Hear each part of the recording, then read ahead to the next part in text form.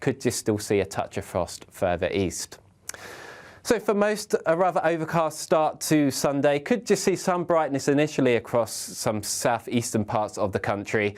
But this band of light and patchy rain will gradually work its way eastwards, giving a rather gloomy, overcast picture for the afternoon across parts of Wales and England. But for Scotland and Northern Ireland, actually, things will improve as the day goes on. A mixture of sunny spells and showers, but feeling quite warm in the sunshine across Northern Ireland and Scotland. Could see highs reaching 17 degrees here.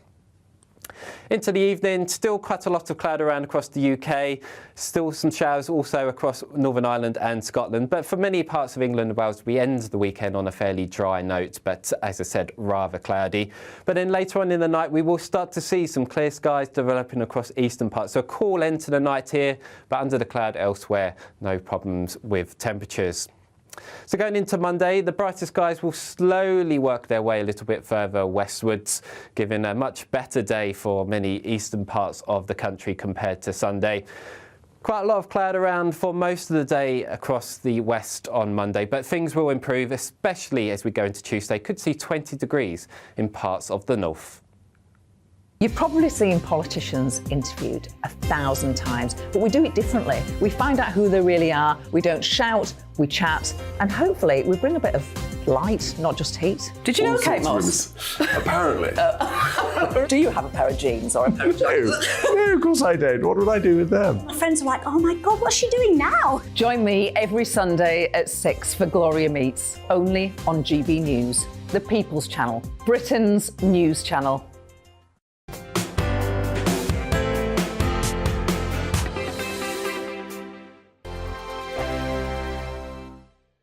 Monday to Thursday nights on GB News. At 6, it's Dubes & Co. 7 o'clock, Farage. At 8, join Jacob Rees-Mogg. And at 9, Dan Wootton Tonight, followed by Headliners. On TV, radio and online. This is GB News.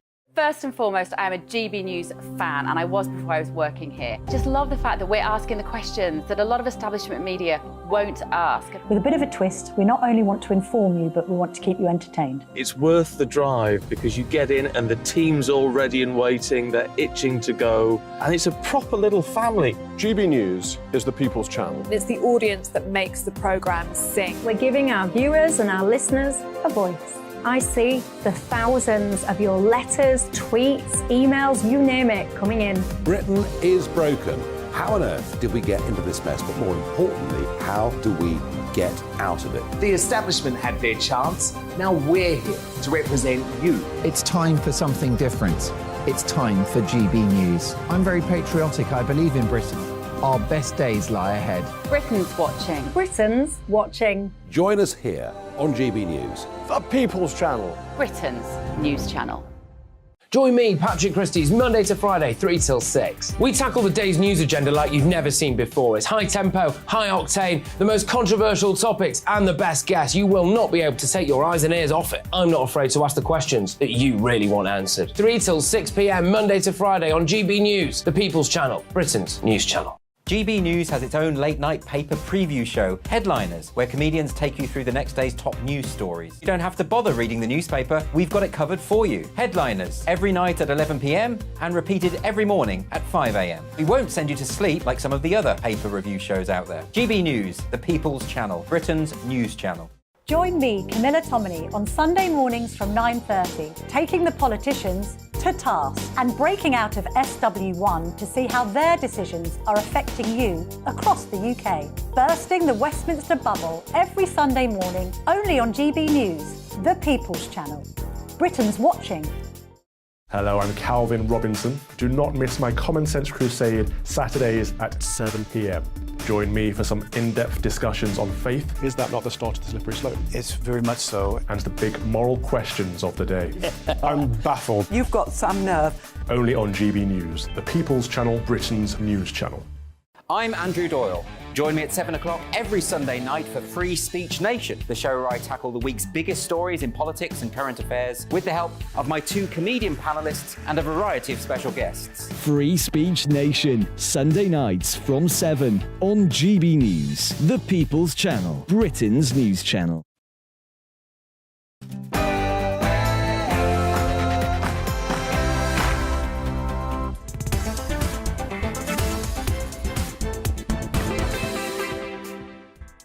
Hello, good afternoon and welcome to GB News on TV, online and on digital radio. I'm Nana Akua, and for the next few hours, me and my panel will be taking on some of the big topics hitting the headlines right now.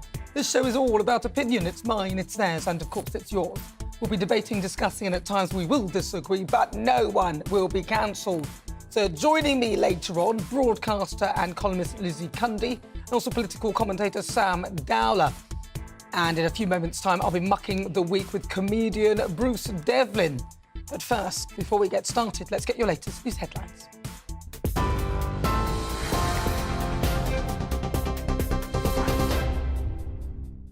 Good afternoon to you. It's 3 o'clock. I'm Aaron Armstrong in the GB newsroom. The government's under pressure to prevent the most extreme nurses' strike yet after the latest pay offer was rejected.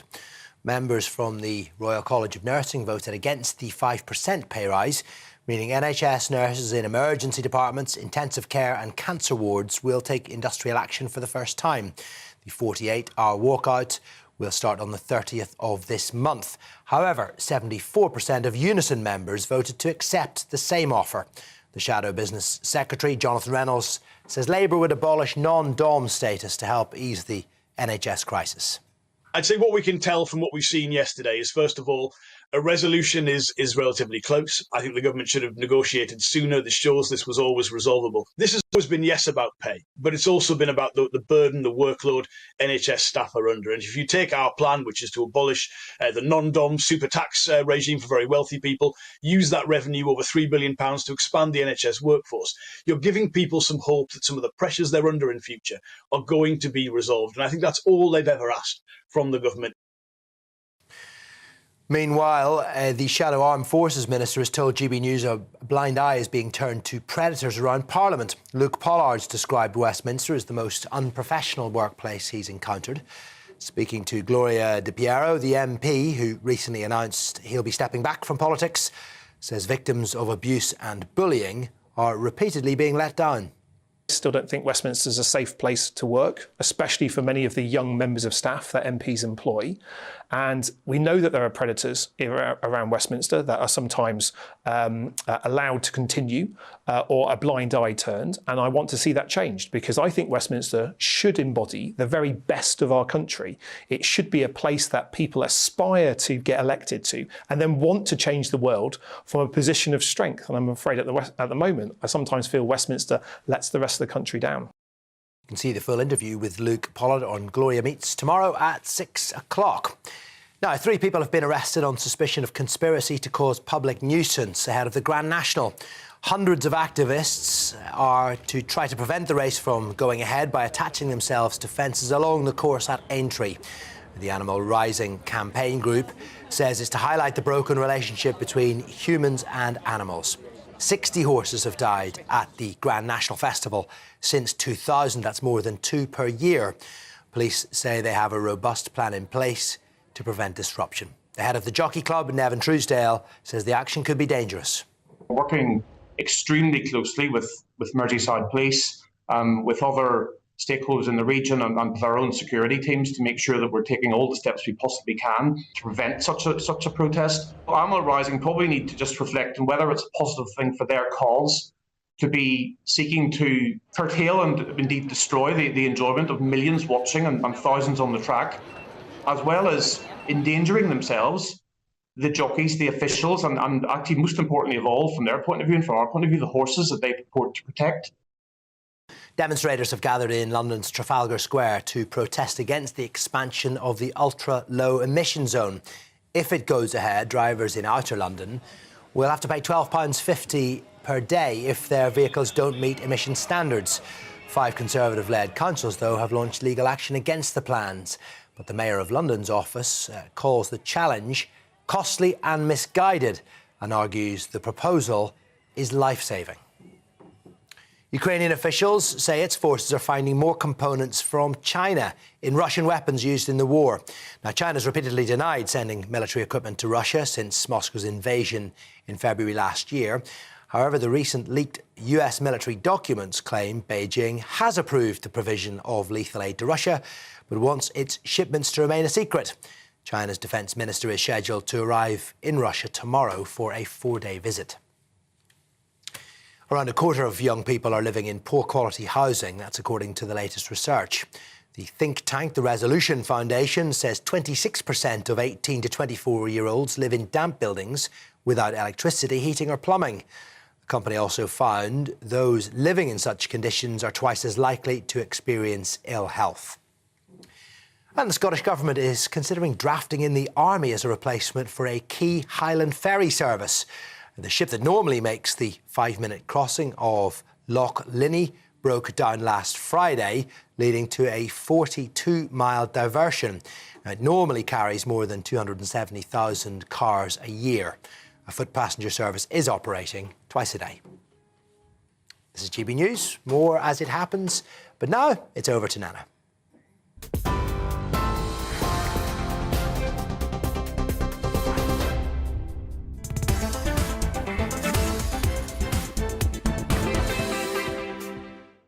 Good afternoon. It's just coming up to 7 minutes after 3 o'clock. This is GB News on TV, online and on digital radio. We are the People's Channel. I'm Nana Akua. And now it's time to muck the week. And it's been a pretty mucky old week. We've had a mucky old time. Prince Harry, after proving that his bald patch is actually bigger than his brother's and coming to the UK unnecessarily for a court case that he didn't actually need to attend, has finally confirmed that he will be coming to the coronation without Meghan. Meghan will remain in California, allegedly for her son, Prince Archie's birthday. Sarah Ferguson, Prince Andrew, his ex-wife, has also not been invited, which is very sensible, really, frankly. Harry has to come, really. He needs the title, otherwise how's he going to make any money? He's not exactly the brightest spark, is he? Now, we've had 4 days of a doctor strike. Junior doctors asking for a ridiculous 35% pay rise. We'd all love that. One of the doctors who led the charge, Dr. Robert Lawrenson, who is a British Medical Association union boss. So they're the union that represent the doctors. Well, he's facing a lot of criticism because instead of going to the strike, he had it all booked out as holiday so that he could go to a wedding, leaving the rest of the junior doctors to stage the 96-hour walkout. I mean, you couldn't make that up either. Now, Joe Biden, he's back in town. He came to Ireland, our gaffe-prone friend. Remember this? Here's a reminder. Long way until November. We got more questions. You got more questions, but I tell you, if you have a problem figuring out whether you're for me or Trump, then you ain't black. Yeah, right, mate. And he also fell up the stairs when attempting to board Air Force One on his way to Atlanta. He tried to recover by giving a salute at the top, though. That didn't really work out. I mean, if you're watching now, you can see it happening. He doesn't fall once, not twice, but 3 times. You can obviously watch that on the GB News app, but he's now climbing to the top of the steps where he is now about to do his salute. Just say, nothing to see here, folks, nothing to see here. And our very own Dame Arlene Foster actually called him out for actually things regarding his visit. The established media picked up on it as well. I think we need to find out why that was the case, and his administration should be asked why he did not think it suitable to fly the national flag of Northern Ireland when he was in this jurisdiction. Because I hope it's not the case that he doesn't recognise Northern Ireland's place within the United Kingdom, which of course is part of the Belfast Agreement, but it will be very interesting to hear what the administration has to say in relation. She also said that he hates this country. A lot of people saying that he hates it as well, but I don't think Joe actually knows what country he's actually in and either what's going on. Can we please be honest here? Would you trust that man with the shiny big red button? I don't think so. And of course, this week we've seen the backlash for Budweiser and their use of Dylan Mulvaney. I wrote about it in the Daily Mail this week. We spoke about Nike and the fact that they used Dylan, a flat-chested, non-sporty trans woman, he's a man though, to promote women's sports bras. There's currently a burn of a Nike bra challenge doing the rounds. And now, customers are boycotting Budweiser, who've apparently lost over $6 billion off their stocks. Go woke, go broke. It's been a mucky old week. Oh, there's no steam. We have a sting here normally, just so you know. Right, this is what's coming up in the next hour. I love it when that happens. Don't you just love that? People just pampering around. Comedian Bruce Devlin will be joining me in the studio for Muck the Week, where we'll be discussing this week's top stories, from Prince Harry's decision to attend the coronation to all the other stories that I pointed out earlier. You've seen how President Biden behaved. Well, it's quite embarrassing. Delaying. We'll be looking at how one militant doctor who helped coordinate the strikes has time to go on holiday instead of negotiating it. After Muck the Week, it's time for climate control. And this week, Minister for London Paul Scully and senior meteorologist Jim Dale will be joining me to discuss the London Mayor Sadiq Khan's controversial plans to expand ULEZ and how low emission zones are spreading across the country to other towns and cities.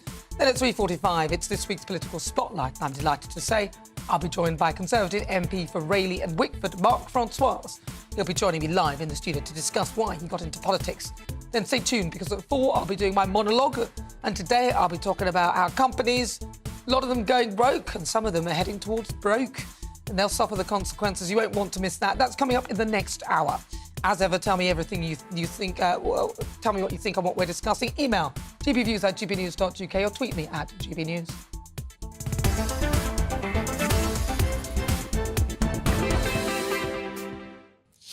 Right, so joining me now is comedian Bruce Devlin. Bruce, thank you very much for joining me. Nice to see you. Nice to see you. So what do you think then? We'll start with the coronation, shall we? Harry is going. I thought he would. I knew Meghan wouldn't want to show her face. What's your thought? What's your take on it? I do stand by the fact that for a couple that seemed very, very keen on a more private life, they seem more out there and famous than ever, sort of thing. I think it's right that he's going to his dad's coronation. I didn't expect her to go either. I know there's something to do with a wee baby and a birthday party. Yeah, very nice. Yeah, very nice, very nice. Maybe Oprah will go to that. Oprah? Yeah, she might go to the baby's birthday. Yeah, perhaps. I don't think so. She likes her after the embarrassment. Because, of course, we found out that what Meghan was referring to was not something that was racist at all. So I'm wondering, though, if Meghan will be watching at home on the television. I don't think Do you? I think she'll be doing a yoga. Do you think? I think she's more likely to be handing the doing kids off to the nanny, that kind of thing. Mm. Although I'm getting concerned about his carbon footprint, because he seems to be up in the air quite a lot. Yes. Yeah. And I'm pretty sure he'll be coming on a private jet. And I think apparently I heard they had a Bombardier jet, which gives out apparently 60 times more CO2 than a normal jet. Oh. I'm not up on aviation, so I'll take that as gospel. Mm. But do you not? But did William and Kate not once fly commercial? They do. They fly commercial a lot of the time. Yeah. Ah, yeah. Right. And then, but a lot of people are saying that it's Kate that's prevented her from coming. There seems to be some kind of drums in the background beating out that song. I mean, I don't know. Believe it or not, I don't know any of them. So I don't have the insider don't know scoop. them, oh, No, I know some other old queens, but that's about the height of it. And a few princesses. Oh, there's plenty of those about. But yeah, but they say, I think what it is, obviously, is Kate is probably relieved that she's not coming, as we all are. I am relieved she's not coming. Are you? I didn't want Meghan to come. It made perfect sense that she shouldn't come. Why would you? She's so embarrassing after everything she said. I kind of think that he really does have a neck, a brass neck that a blowtorch wouldn't mark. Like, seriously, spilling out all that stuff, really personal details about him and his grand's last words, and do you not think that's coming from him? I don't think he knows what's going on. What about Budweiser? Because, you've seen what's happened. Obviously, they used Dylan Mulvaney to promote the beers, celebrating 365 days of womanhood, making a caricature of a woman, as though we all just slap on a load of mixed lipstick, put on a dress, and that's it, you're a woman. Doesn't work like that. I mean, I found that quite offensive. I didn't like the whole thing with Nike as well, him promoting a women's sports bras, but he's a flat-chested man. I think going to the Bud thing, Audrey Hepburn in Breakfast at Tiffany's never drank Bud Light, as far as I'm aware. She drank was it the White Angel or the Whispering Angels of wine, and it was a heady mix of vodka and gin. So you wouldn't have seen her walking up and down Fifth Avenue looking into that shop window with a can like some Jakey would in the street. That's what we would say in Scotland. But yeah, I don't know. I mean, they've obviously done it so that we're talking about it. I think that's the thing. So there has been, and I know what we were saying, what you were saying about the loss of money, but they must have realised that was a possibility. Really? No, I think they had some woke middle manager who was like the VP for looking after the marketing for Bud Light, and unfortunately, there's a whole clip of her going, and I just wanted to, just bring in a new side, and then just to get rid of the frat brothers, and then And in the end, of course, well, her profile disappeared off LinkedIn quite quickly. Right. Do you think it'll bring a new consumer, a new customer? No. Unfortunately not, no. no. Because I know that a lot of people, well, from what I've read on this, a lot of people that were Bud Light hardcore, fans, they've now gone to Coors. But they're now upset because they've found that Coors have been sponsoring LGBTQI+ prides and things for many years. Well, you see, you know what? I don't know whether it was so much that as the fact that first Dylan Mulvaney didn't appear to know anything about the whole sports thing that she was promoting. And also Dylan Mulvaney, you could even see she went, OK, yeah, whatever team, yeah, so go. And it was like she had no idea about the core people who would drink this drink, and it was clear that she probably never drank it either. I don't think that she did drink it, but I think that her bit at the end going, go team, whatever, that was her being funny. That was her pretending to be Dixie. That was him knowing that he hadn't got a clue what he was talking about. What do you think? I've sort of stopped calling her she now because he hasn't even changed his name. Right, what do you think? Joe Biden, President, there he is, United States, leader of the free world. There's a frailty there, isn't there? Just a little. Just a wee bit. Because I watched that clip of him going up the stairs and I thought, oh, because you know what's going to happen. And you just think, how much pain must you be in? He reminds me a bit like, because he is so gaff-prone, do you remember when Britney Spears did Pride in Brighton and she went, good evening, Manchester? I think there's kind of elements between that. I mean, I doubt he's going to do any choreography or any of that kind of stuff. But there does seem to be a bit... No one wants to be ageist or whatever, but they do go for a more mature leader over I think there. he's thinking of standing again as well. I mean, that's Where? I don't know. Just in general. Very good. I like that. Yeah, I don't think I don't think he's fit to be able to. I mean, look, this is some. It's like the Emperor and his clothes. He's not wearing any. We can all see that. He's ill. He needs some sort of medical attention. To me, that's what I see. And somebody like this they should move him aside, really. Put somebody in who kind of knows what they're doing. But who would they get in? Get rid of them all. Put Trump back in. No, he's not. No, but they can't. I mean, they've got Kamala Harris. Oh, yeah, absolutely. I'd completely forgotten about her. Yeah, they could just bump her up. Yeah. Yeah, she's probably due a pay rise. I think everyone's forgotten about her. And then, of course, we had the doctor who... Did you read about this? Yeah. He was, one of the sort of leading figures of the BMA, getting everybody to strike and pushing forward with it. But then when the strike came, he was off on his holidays. And Well, in fact, to a wedding? Yeah, to a wedding. But this was apparently, it was a holiday, so he would have booked it. So he gets paid normally. Do you think this was to avoid missing any paid holidays? Do you think? I just he's think... wealthy. I mean, he's from a wealthy thing, but the optics aren't good. I mean, you've got everybody. These people are taking some sort of pay cut for the strike. You're getting your full pay. You've gone on holiday. You're not even participating. But that's the whole thing. If you're there for the good of your profession and you've done your training and all that kind of thing and you want a better deal for you and your colleagues, then why aren't you there for the handoff? It doesn't seem particularly great, does it? No. So... I don't know. He also looks very young, whereas Joe looks a wee bit old. But I'm somewhere in the middle. But no, he looked like a very young man. So I don't know. I think he's getting a lot of stick for it anyway. But we'll see. Bruce Devlin, thank you so much. Oh, thank you. Thank you so much. Bruce will be on Headliners later on tonight. This is a GB News. You're with me. I'm Nana Akua. And we're live on TV, online and on digital radio. After the break, it's time for climate control. I'll be speaking to the Minister for London, Paul Scully, and meteorologist Jim Dale about London Mayor Sadiq Khan's controversial plan to expand ULEZ. Don't go anywhere.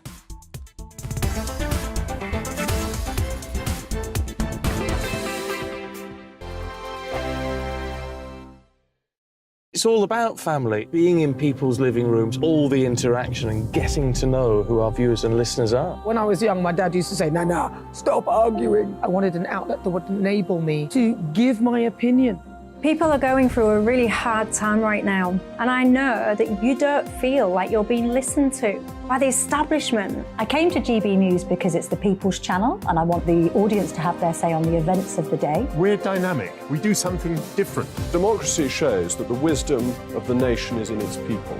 I get to travel to find out what the story is from a personal perspective. The British people aren't fools. We know when we're not being told the full story. We've got to work out how Britain moves forward from this. It's the best country in the world. The establishment had their chance. Now we're here to represent your views. Britain's watching. Britain's watching. Britain's watching. We're proud to be GB News. The People's Channel. Britain's news channel. Hello, I'm Michelle Dewberry, and you can join me every weekday 6 till 7 on Jubes and Co. You're an inspiration to us all. Click that bit up. Well, you are. That's my ringtone. My political ambitions those days are gone, I can tell you. She's only teasing. Go on. He's probably going to want to lay down now. I'll give him 2 minutes to have one. Let's respectfully disagree. That's what we like on Jubes and Co. Come and join us. GB News, the People's Channel. Michelle Dewberry, weekday evenings at 6 o'clock. Start the day with GB News.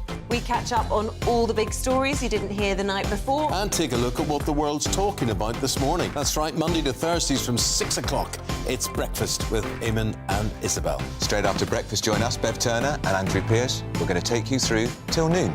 We'll be tackling the big topics of the day, including the things that the other channels just won't talk about. If it's happening here. Wake up to mornings on GB News, the People's Channel. Britain's news channel. I'm Simon Evans. Join me on GB News for Headliners at 11 p.m. What's the scoop? I'll be joined by 2 of the country's top comedians. That's right. As we take a look at tomorrow's newspapers tonight. We're going to get into trouble. If it's a big story, we'll be covering it. Spill some tea on him. There we go. But we'll also have some fun. I wouldn't stick up a bank.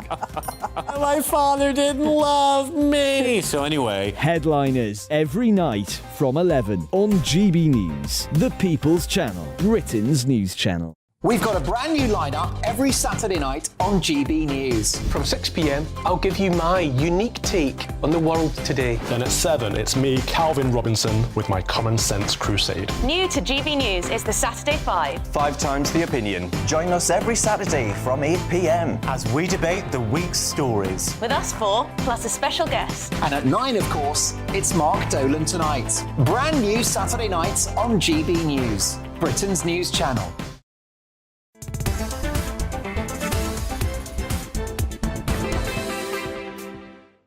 Good afternoon. It's just coming up to 22 minutes after 3 o'clock. This is GB News on TV, online and on digital radio. I'm Nana Akua, and now it's time for some climate control.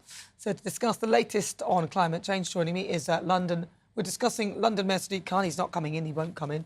He's going to face a judicial review over his plans to expand the ultra-low emission zone, otherwise known as ULEZ. That's after a judge ruled that a legal battle can go ahead. Conservative councils launched the legal challenge with a trial set to begin in July on the grounds that the mayor failed to comply with the statutory requirements on the implementation of the plans.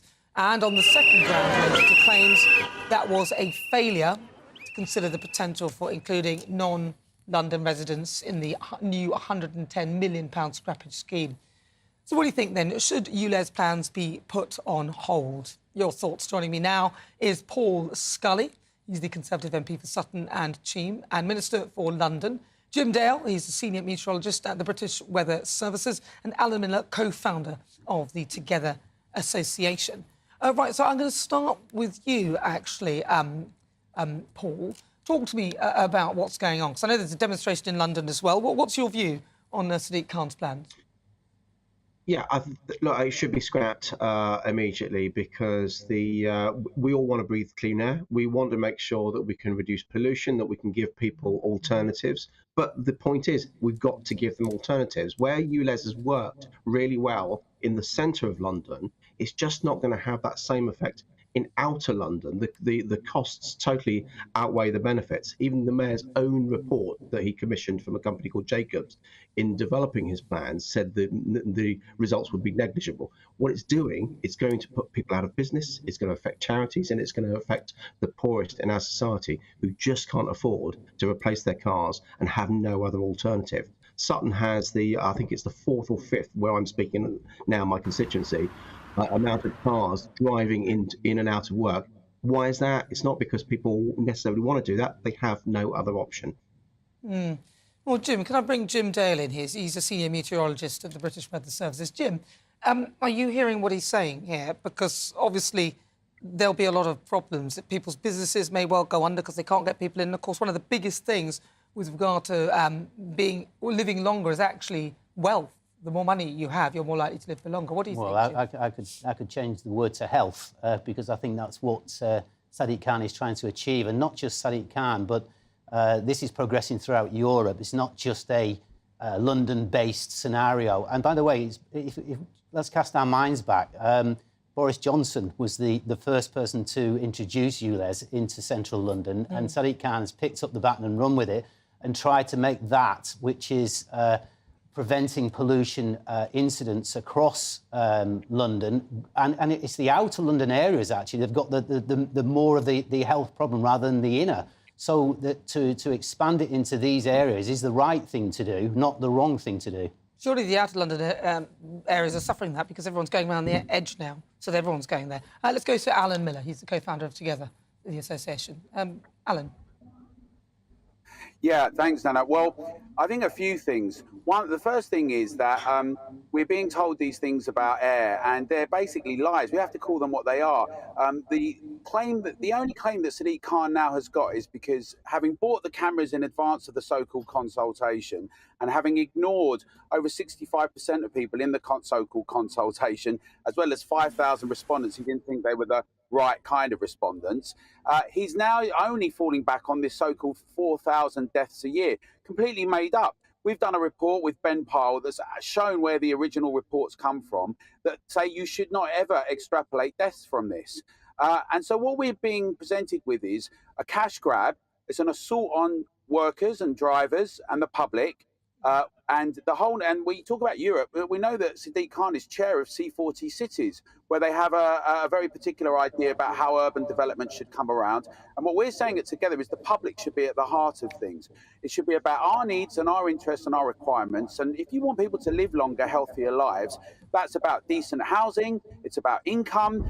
Sadiq Khan knows this. TfL knows those numbers are absolutely they're misinformation, and they're repeating it, and so we're saying it together. People should get involved and challenge, and this should stop immediately. The ULEZ expansion, it's got to go.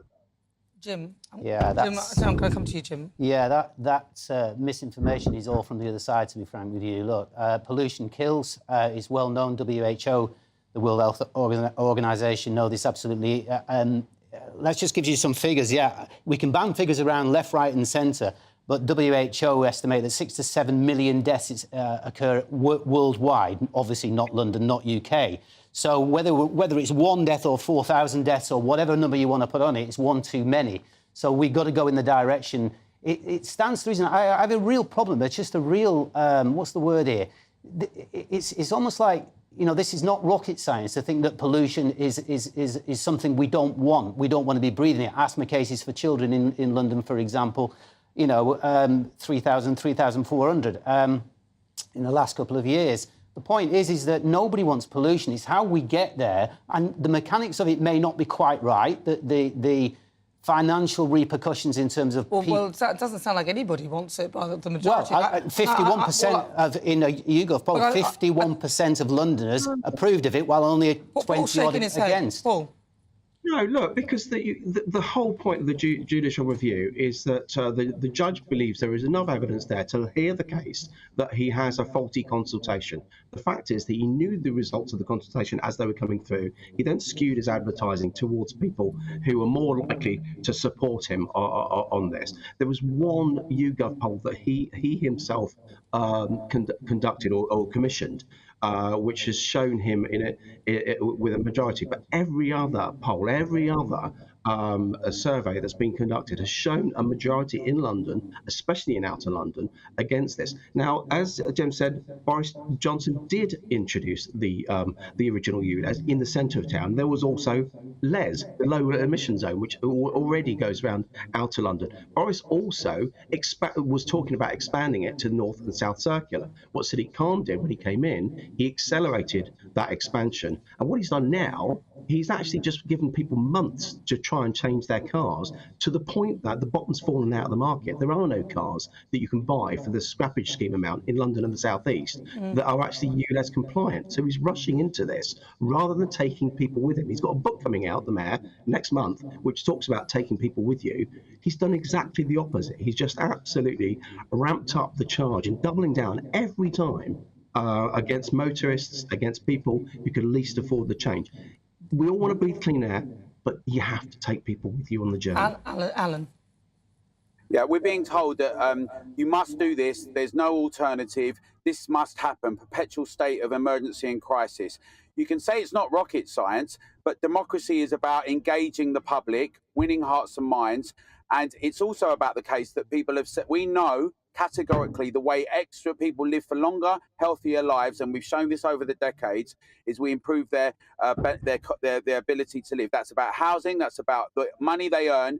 Sadiq Khan has failed in a number of these metrics across the board, and similarly to other councils and authorities around the country who are trying to impose measures against the will of their residents and businesses, like roadblocks, LTNs, and a range of measures like that. And what's happening, frankly, is people are now standing up and saying they're not going to have it anymore. That's why the Together Association, we've just had this. I'm still in Trafalgar Square now. There's this big rally. People are organising in their communities. Obviously, there's the judicial review. And people need to stop treating the public with contempt. It's about our needs and our interests. And no one in the public is saying, let's kill the planet. What we need to work out are sensible ways that we can have development, wealth creation, growth, and not have technocrats just tell us, be quiet, we're telling you what's going to happen because we know best and you don't. And of course, ULEZ are going out all over the country. Jim? Yeah, this has become heavily politicised. Let's make that absolutely clear, that it's become that, and that's what the Trafalgar Square thing's about today. I mean, it'd be nice to have a consensus between the three of us if we can. So I'm just going to read something to you. I got a mail from LinkedIn from Shell, in actual fact. Shell, the big oil producer, the fossil fuel guys. I'm going to read this to you, exactly what it says, and see if we can agree in the direction of travel, because obviously net zero, climate change, pollution, they're all joined at the hip. So it says, we work together to power progress through more and cleaner energy solutions. Our strategy is to purposefully accelerate the transition of our business to net zero emissions. So the solution, nice, easy one, isn't it? We go back to the cost of living crisis and what the government haven't done in terms of taxing Shell, BP and others, because the money that would be derived from doing that, even partially, would be enough to recompense those that are finding the financial problems of ULEZ and some of the arguments on the other side. So everybody would win if you think about it. Logically, Shell want to get there. But you'd still have ULEZ, yeah? I would have ULEZ. I don't think everyone would win. I think a lot of people would lose out on that. I think, you know. But hey, listen, the show's nothing without you and your thoughts. I'm going to say thank you very much for joining me. Paul Scully, he's the Conservative MP for Sutton and Cheam and Minister for London. Jim Dale, the Senior Meteorologist at the British Weather Services, and Alan Miller, co-founder of Together Association. I see what you've been saying. Paul says this net zero has to be stopped and all this ULEZ nonsense should be scrapped. It's all about taking money from the working people, as it seems to be that. Ivan says, Nana, this is a con and so hypocritical. Khan is saying we don't want cars polluting our air, but if you pay £12.50 per day, you can pollute as much as you like. Khan is a disgrace. Yeah, it seems to be. As long as you've got the money and you can pay for it, then that's fine. You can pollute as much as you like. Thank you so much. Keep the thoughts coming. You're with me. I'm Nana Akua. This is GB News on TV, online and on digital radio. After the break, I'll be speaking to a doctor about a major medical breakthrough in the battle to combat malaria in what's been described as a world-changer vaccine. You won't want to miss that. Then afterwards, it's this week's Political Spotlight. I'll be joined by Conservative MP for Rayleigh and Wickford and former Minister Muck to talk about why he got into politics. But first, let's get your latest news headlines.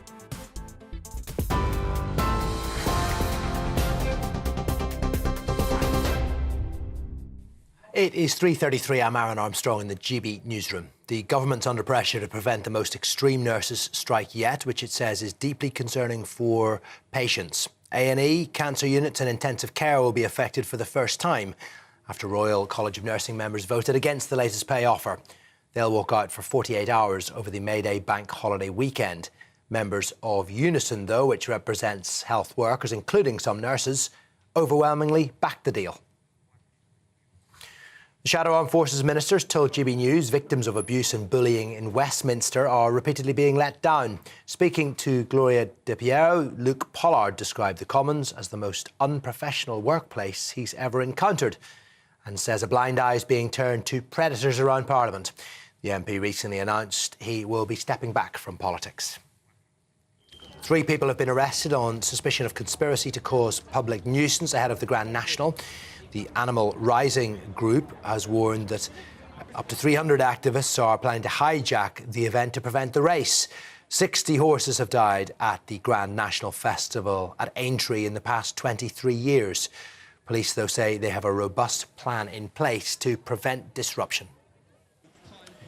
Protesters have gathered in London's Trafalgar Square to rally against the expansion of the ultra-low emission zone. If it goes ahead, drivers in Greater London will have to pay £12.50 a day if their vehicles don't meet emission standards. 5 Conservative-led councils, though, have launched legal action against the plans. And the Scottish Government is considering drafting in the army to help run a key Highland ferry service. It's after a replacement vessel broke down last Friday, resulting in a 42-mile diversion. There is currently only a foot passenger route on a catamaran, which runs 2 trips daily. TV online, DAB+ radio and on TuneIn too. This is GB News. Now back to Nana.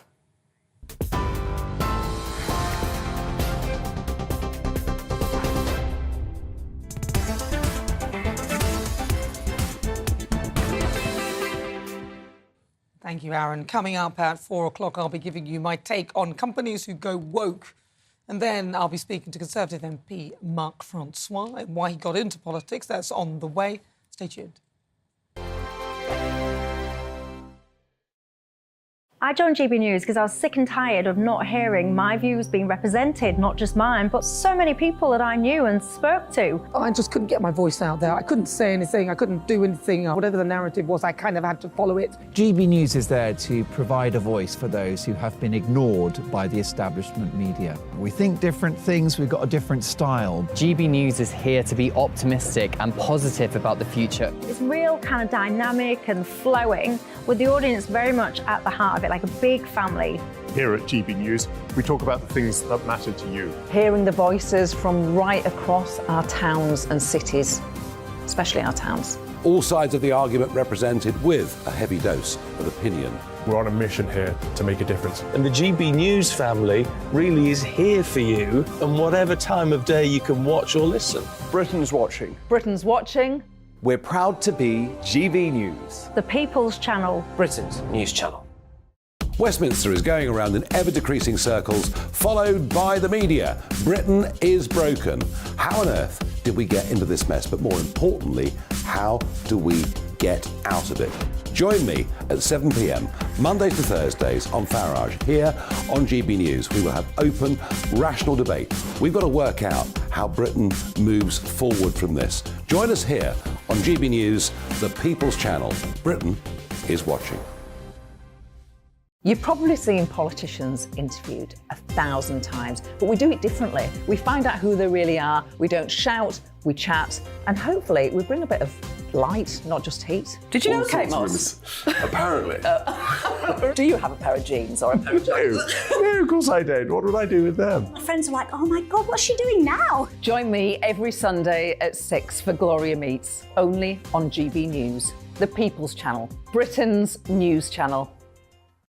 I'm Jacob Rees-Mogg, the Member of Parliament for North East Somerset and a former government minister. For years, I've walked the corridors of power in both Westminster and the City of London. We need to have the arguments, the discussions on how we make it better. Crop failures, famine, war, suffering on a scale completely unimaginable. We are putting the cart before the horse. As Charles I said at the scaffold, he was the true defender of liberty. Yeah, I've completely derailed the conversation. Join me Monday to Thursday at 8 p.m. on GB News, Britain's news channel. I'm Mark White. As GB News Home and Security Editor, I cover those key issues that are so important to you. Our authorities, our communities doing all they can to combat violent crime. With the public services under unbearable strain, why are we still failing to control our borders? Defence, the first priority of any government, has been continually hollowed out. Can we trust our politicians to protect the armed forces? Join me, Mark White, on GB News.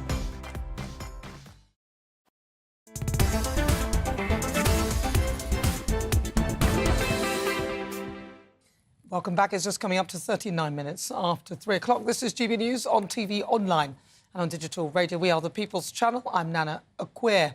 Now, moving to Ghana, which is where my family are from, drug authorities have approved a new Oxford University vaccine aimed to combat malaria. Now, Ghana is literally the first country in the world to approve the malaria vaccine, and as you know, malaria is quite a deadly disease. It kills more than 600,000 people each year, the vast majority being African children. However, the vaccine has shown to be up to 80% effective in a trial which involved 400 children, and it was published back in September. That's when the results came out. So joining me now is Professor George Lomonosov, I think I got it right, who works at the John Innes Centre. Hello, George. Thank you very much for joining. I did. I got it right. Amazing. Thank you so much for joining me. So this is a really exciting development because malaria has been a really serious problem for many for years. Talk to me about this vaccine. Oh, yeah, I mean, it's a very exciting development. It's using all sorts of new technology to actually make the vaccine. One of the problems, I mean, with malaria is that it's not a virus, it's not a bacterium, it's actually a protozoan, a single-cell organism, which can live both in insects, mosquitoes, and in humans. And the thing about it is it's very good at escaping detection by the immune system, which is how it keeps on being propagated and going around the world. And so to try and get the stimulated immunity in humans against this protozoan parasite is really quite tricky. And there have been attempts, I know Oxford have been working on this for over 30 years now. So what they've done is, it's fascinating. They've taken a virus sequence, actually from hepatitis B, which is a human virus, mammalian virus, and which makes particles. And they then link it to parts of an outer protein from the Plasmodium parasite. And that makes those sequences much more immunogenic. And what I mean by that is they're much more able to raise an immune system response to these hepatitis B particles. And so if you inject those into humans, you'll get antibodies which can then attack the parasite when it's introduced by the mosquito. The other component, sometimes you'll see the other part, matrix M, and that's produced by a company called Novavax in the US. And that's what's known as an adjuvant, which is production of sort of fatty particles, things like cholesterol in it. And that actually also helps the immune system react to make the appropriate antibodies. So it really is a kind of synthetic vaccine using a lot of sort of synthetic biology approaches. So it's very exciting. So has any of the technology used to create this particular vaccine come from the COVID vaccine? So we had the mRNA technology and stuff like that. I don't think it's similar to that because that was like a messenger type vaccine that sort of got your cells to make the thing. But this particular one, is this a new technology? It relates to actually to some of the COVID vaccines, not things like the Pfizer-BioNTech or the Moderna ones, which are these RNA vaccines, nor indeed the Oxford AstraZeneca one, the Chadox one. But it's the sense that the way it's made is slightly more conventional, that you make the proteins in yeast cells, this hepatitis B particle with the bits of the malarial parasite on the outside. So you make those in these yeast cells and you extract them as proteins. And then you mix them with these sort of fatty particles and then inject them into the recipients. So it's very fascinating, I mean, way of doing it.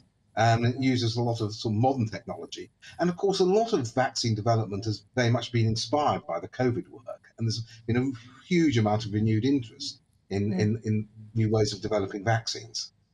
So how significant is this then for Africa and how beneficial is this likely to be? Well, it's very useful for protecting young children. As I think Adrian Hill at Oxford said, it's not a silver bullet. It's not going to completely eliminate malaria. It'll, I'm sure, be used in conjunction with what are fairly conventional measures, such as insecticides to kill the insect vectors, and use simple things like mosquito netting, just to stop the mosquitoes biting. But it's another sort of string to the bow, as it were, and it will be useful in just gradually trying to eliminate this really horrible disease. Can I very briefly ask you, very quickly, because I haven't got much time, is sickle cell anemia, if you've got sickle cell anemia, can you not catch malaria? Or if it's more cyclical, then you're not likely to catch it? Because I always thought that if that was the case, then perhaps that was your body's way of evolving, so you couldn't catch this disease. But is that true? Is there any truth to that? Yes, it's believed to be true. So sickle cell anemia is caused by this variant in hemoglobin. So when you go through this oxygenation cycle in the blood, you get the hemoglobin crystallizing and giving the red blood cells this kind of sickle appearance. And everyone always thought, well, why does that persist in the population? Over the generations, people without treatment don't live as long, so it would gradually die out. But it also appears to make you more resistant to malaria. And so that's why it's been preserved. It continues to be in the population. Now, if malaria stops being a prevalent disease, you might see sickle cell also. The proportions will maybe gradually die away, but that would take generations. Fascinating. Thank you very much for clarifying that for me. Professor George Lomonosov, he works at the John Innes Centre. Well, moving on, because it's a big day at Aintree. But could it all be wrecked by protesters on the course? 3 people have already been arrested on suspicion of conspiracy to cause public nuisance ahead of the race, and animals rights activists claim that they're going to stop the horses in their track. Here's our North West of England reporter, Sophie Reaper. And there they go, away to a good start. A field of 29 racing for a good position. A time-honoured tradition which began almost 2 centuries ago. Today, thousands will descend on Aintree, ready for the Grand National. But as the sun shines down on this historic racetrack once again, could trouble lie ahead? Animal Rising is an activist group set on bringing an end to anything they deem animal exploitation. Things like animals in zoos, on farms, in labs, or in sport. So we'll be disrupting the Grand National. The reason for this is 2 reasons. One, to stop the harm to the horses there, but 2, is to have a conversation about our relationship to all animals. For many, the Grand National might simply be a fun day out with friends or a harmless flutter at the bookies. But Animal Rising disagrees. So the Grand National is cruel, and I think most people can see that. And some people will be really annoyed, but I think other people will also think maybe they've got a point. He didn't go into detail, but Ben told me it was the plan of Animal Rising to stop the race by using their bodies.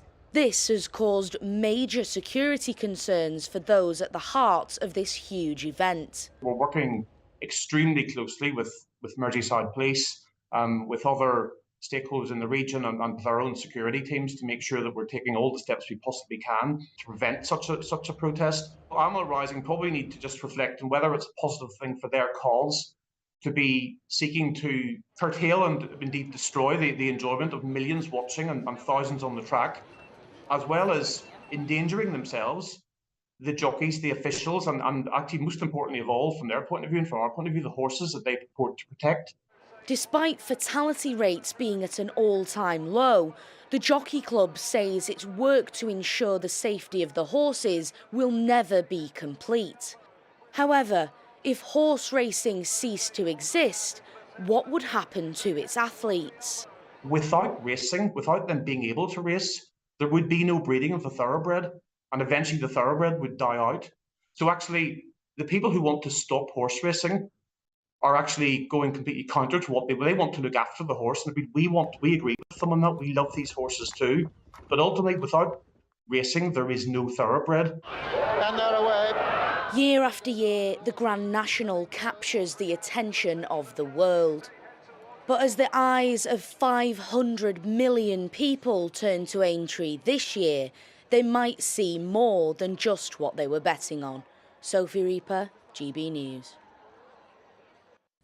Fabulous. So, right, it's now time, though, for Political Spotlight. And this week I'm delighted to be joined by a titan of the Conservative Party, Mark Francois. He was elected as the MP for Rayleigh and Wickford in 2001. After serving in the Territorial Army and building a career in banking and consulting, Mark brought a tough, no-holds-barred attitude to Westminster, campaigning relentlessly against the growing bureaucracy of the European Union. Mark was one of the 28 so-called Spartans who rejected Theresa May's Brexit deal 3 times in the Commons. Now, chair of the European Research Group, Mark continues to campaign for a true Brexit, which honours the result of the 2016 referendum. I'm pleased to say that Mark is here in the studio with me now.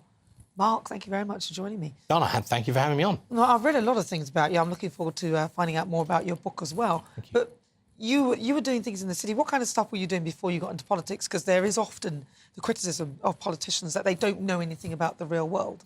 Well, my first ever job was as a paper boy on the council estate that I grew up on in Basildon, so that's how I got to know it well.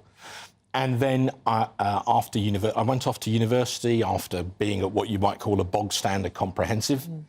And I read history at Bristol. I read an MA in war studies, sort of military history at King's under a chap called Professor Lawrence Freedman, who was a very well-known academic. First job was in the city working for a bank. Then I moved into What did you do at the bank? Were you one of those traders type thing? No, I wasn't. No, I wasn't an investment. No, I was purely a graduate trainee, but it was probably a bit too regimented for me. So actually, I moved into sort of PR, public affairs, public relations, and I found that was my niche. And I worked for a consulting firm. Then I went self-employed, so I actually ran my own business. So you've done quite a bit. What kind of business was it? Well, I was a consultant, and, you know, so I've sat there at 2 o'clock in the morning, you know, filling in a VAT return. I remember what that's like. I remember what it's like to run your own business.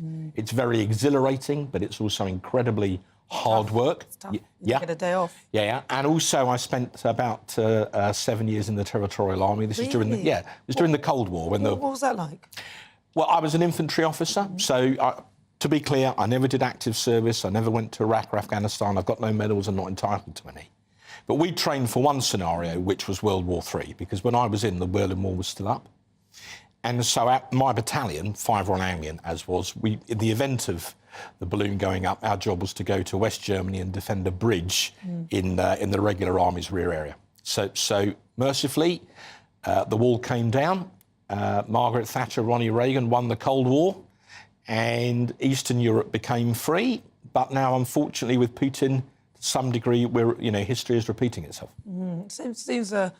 It seems interesting that we almost haven't learnt the lessons, and we seem to be back there again. Well, my father, one of the reasons I got into politics, my dad was a D-Day veteran. I've got all his naval papers at home. Unfortunately, he died when I was 14. But he taught me, as a young boy, never to take living in a free country for granted. And that's something that kind of I've tried to remember all my political life. And one of the reasons I think I got so involved in the whole Brexit debate was I thought that was about living in a free country. And we had a referendum. And you may recall they put a booklet through everyone's door before it saying, this is your decision. The government will implement what you decide. And people voted peacefully and democratically to leave.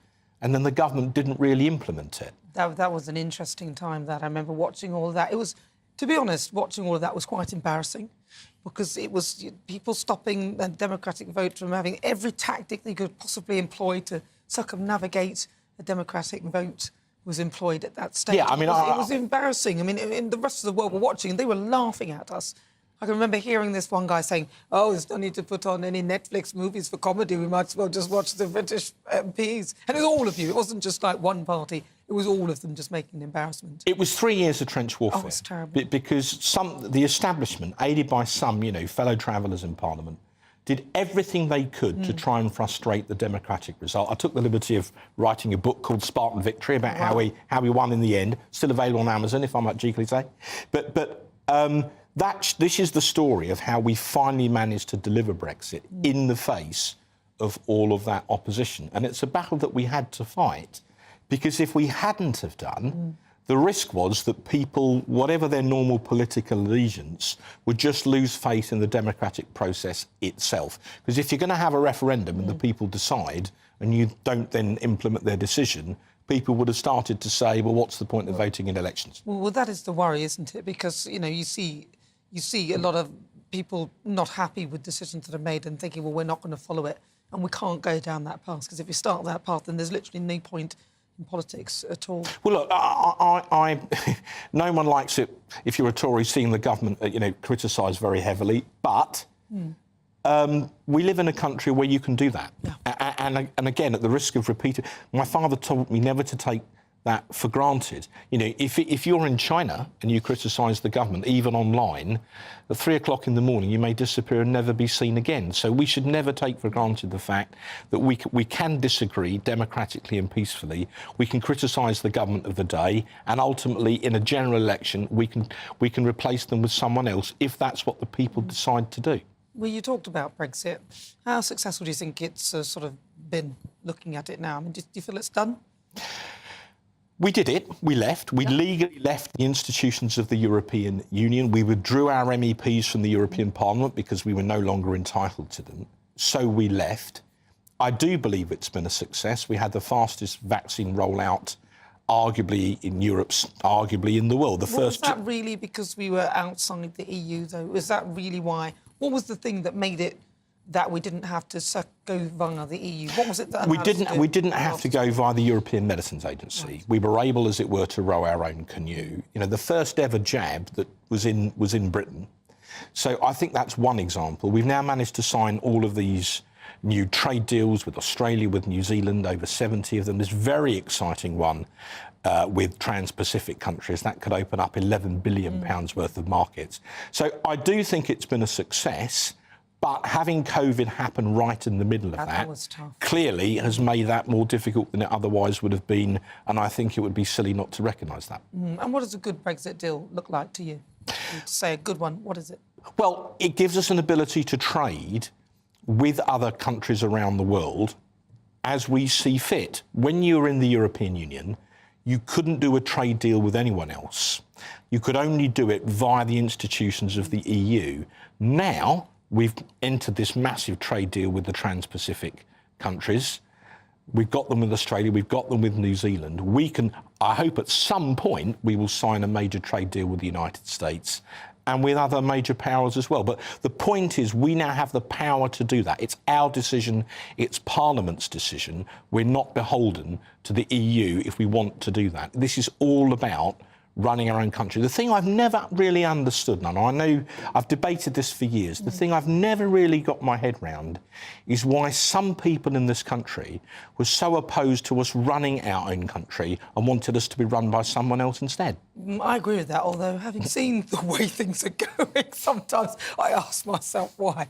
This is Mark Francois. It's such a pleasure for you to come and talk to me. I look forward to us speaking outside Purdah where we can... And there's some bedtime reading for you. Oh, Spartan Victory. Lovely. And this is all about our battle for Brexit. It is the inside story. Mark Francois, thank you so much. Lovely to talk to you. Thank you for having me on. Thank you so much. This is GB News. We're live on TV, online and on digital radio. Loads more still to come. Don't forget, download that GB News app. Watch everything on YouTube as well. See you in a moment.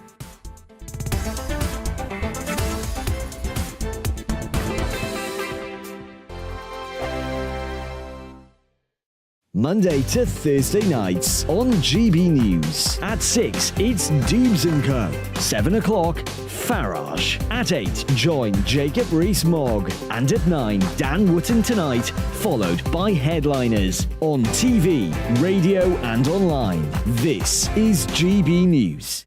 First and foremost, I'm a GB News fan, and I was before I was working here. Just love the fact that we're asking the questions that a lot of establishment media won't ask. With a bit of a twist, we not only want to inform you, but we want to keep you entertained. It's worth the drive because you get in and the team's all ready and waiting, they're itching to go, and it's a proper little family. GB News is the people's channel. It's the audience that makes the programme sing. We're giving our viewers and our listeners a voice. I see the thousands of your letters, tweets, emails, you name it, coming in. Britain is broken.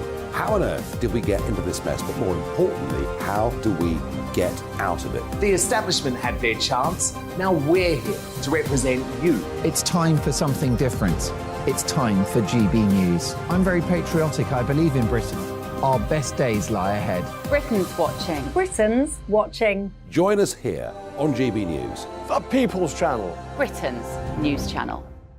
Join me, Patrick Christie's, Monday to Friday, 3 till 6. We tackle the day's news agenda like you've never seen before. It's high tempo, high octane, the most controversial topics, and the best guests. You will not be able to take your eyes and ears off it. I'm not afraid to ask the questions that you really want answered. 3 till 6 p.m, Monday to Friday on GB News, the People's Channel, Britain's news channel. GB News has its own late-night paper preview show, Headliners, where comedians take you through the next day's top news stories. You don't have to bother reading the newspaper, we've got it covered for you. Headliners, every night at 11 p.m. and repeated every morning at 5 a.m. We won't send you to sleep like some of the other paper review shows out there. GB News, the People's Channel, Britain's news channel. Join me, Camilla Tominey, on Sunday mornings from 9:30, taking the politicians to task and breaking out of SW1 to see how their decisions are affecting you across the UK. Bursting the Westminster bubble every Sunday morning, only on GB News, the People's Channel. Britain's watching. Hello, I'm Calvin Robinson. Do not miss my Common Sense Crusade Saturdays at 7 p.m. Join me for some in-depth discussions on faith. Is that not the start of the slippery slope? It's very much so. And the big moral questions of the day. I'm baffled. You've got some nerve. Only on GB News, the People's Channel, Britain's news channel. I'm Andrew Doyle. Join me at 7 o'clock every Sunday night for Free Speech Nation, the show where I tackle the week's biggest stories in politics and current affairs with the help of my two comedian panellists and a variety of special guests. Free Speech Nation, Sunday nights from 7 on GB News, the People's Channel, Britain's news channel.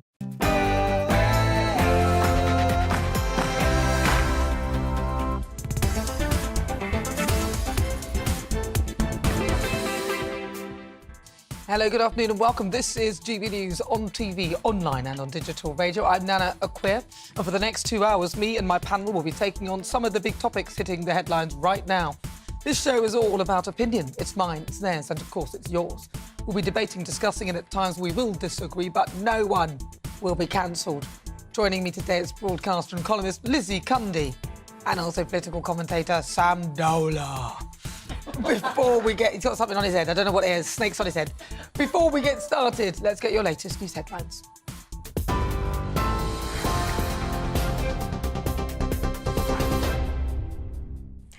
Nana, thank you and good afternoon. It's 4 o'clock. This is the latest from the GB newsroom. The government's under pressure to prevent the most extreme nurses' strike yet after the latest pay offer was rejected. Members from the RCN voted against the 5% pay rise, meaning NHS nurses in emergency departments, intensive care and cancer wards will take industrial action for the first time. The 48-hour walkout will start on the 30th of April. But 74% of Unison members voted to accept the same pay offer. Shadow Business Secretary Jonathan Reynolds says Labour would abolish the non-dom status to help ease the NHS crisis. I'd say what we can tell from what we've seen yesterday is, first of all, a resolution is relatively close. I think the government should have negotiated sooner. This shows this was always resolvable. This has always been, yes, about pay, but it's also been about the burden, the workload NHS staff are under. And if you take our plan, which is to abolish the non-dom super tax regime for very wealthy people, use that revenue, over £3 billion, to expand the NHS workforce, you're giving people some hope that some of the pressures they're under in future are going to be resolved. And I think that's all they've ever asked from the government. The Shadow Armed Forces Minister has told GB News a blind eye is being turned to predators around Parliament. Luke Pollard has described Westminster as the most unprofessional workplace he's encountered. While speaking to Gloria De Piero, the MP who recently announced he'll step back from politics, says victims of abuse and bullying are repeatedly being let down. I still don't think Westminster is a safe place to work, especially for many of the young members of staff that MPs employ. And we know that there are predators around Westminster that are sometimes allowed to continue or a blind eye turned. And I want to see that changed because I think Westminster should embody the very best of our country. It should be a place that people aspire to get elected to and then want to change the world from a position of strength. And I'm afraid at the moment, I sometimes feel Westminster lets the rest of the country down. You can watch that full interview with the Shadow Armed Forces Minister on Gloria Meets tomorrow at 6 p.m. Now, 3 people have been arrested on suspicion of conspiracy to cause public nuisance ahead of the Grand National. Hundreds of activists will try to prevent the race from taking place by attaching themselves to fences along the course at Aintree. The Animal Rising campaign group says it's to highlight the broken relationship between humans, animals and the natural world. 60 horses have died at the Grand National Festival since 2000. Police say they have a robust plan in place to prevent any disruption. The head of the Jockey Club, Nevin Truesdale, says the action could be dangerous. Working extremely closely with Merseyside Police, with other stakeholders in the region and with our own security teams to make sure that we're taking all the steps we possibly can to prevent such a protest. Animal Rising probably need to just reflect on whether it's a positive thing for their cause to be seeking to curtail and indeed destroy the enjoyment of millions watching and thousands on the track, as well as endangering themselves, the jockeys, the officials, and actually most importantly of all, from their point of view and from our point of view, the horses that they purport to protect. Demonstrators have gathered in London's Trafalgar Square to protest against the expansion of the ultra-low emission zone. If it goes ahead, drivers in outer London will have to pay £12.50 a day if their vehicles don't meet emission standards. 5 Conservative-led councils have launched legal action against the plans. But the Mayor of London's office calls the challenge costly and misguided and argues the proposal is life-saving. Ukrainian officials say its forces are finding more components from China in Russian weapons used in the war. China has repeatedly denied sending military equipment to Russia since Moscow's invasion in February last year. However, leaked US military documents claim Beijing has approved the provision of lethal aid to Russia, but wants its shipments to remain a secret. China's defense minister is scheduled to arrive in Russia tomorrow for a 4-day visit. Around a quarter of young people are living in poor quality housing, according to the latest research. Think tank The Resolution Foundation says 26% of 18 to 24-year-olds live in damp buildings without electricity, heating or plumbing. The company also found that those living in such conditions are twice as likely to experience ill health. And the Scottish Government is considering drafting in the Army as a replacement for a key Highland ferry service. The shipment that normally makes the 5-minute crossing of Loch Linney broke down last Friday, leading to a 42-mile diversion. It normally carries more than 270,000 cars a year. A foot passenger service is operating twice a day. This is GB News. We'll bring you more news as it happens. Now it's back to Nana.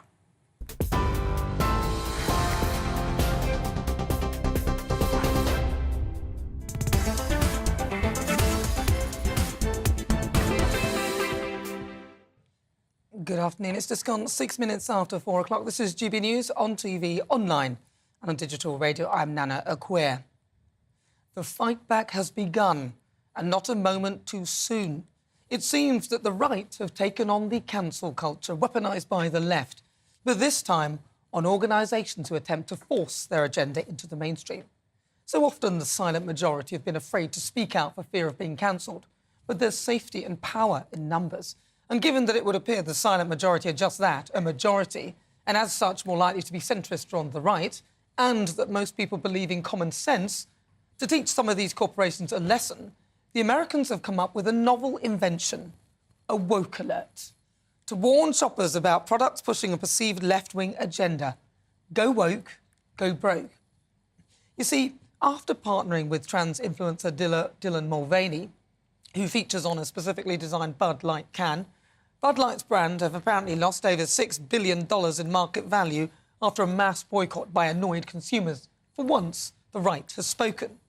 Yesterday, Anheuser-Busch InBev CEO Brendan Whitworth said in a press release titled Our Responsibility to America, "We never intended to be part of a discussion that divides people." He went on to say, "We are in the business of bringing people together over a beer." Yes, that went well. But they're not alone, lest we forget Nike, who used Dylan to promote sports bras and Tampax, despite the fact that he has no breasts and can never have a period. There was Gillette, when it launched its advert against toxic masculinity. It apparently lost $8 billion in stocks. But it's not just corporations who've been caught up pressing this liberal woke agenda. The American school in London, which charges annual fees of over £32,000 for older pupils, was previously Ofsted rated outstanding, but then slipped 2 grades down to requires improvement, just above inadequate, after an inspection in December.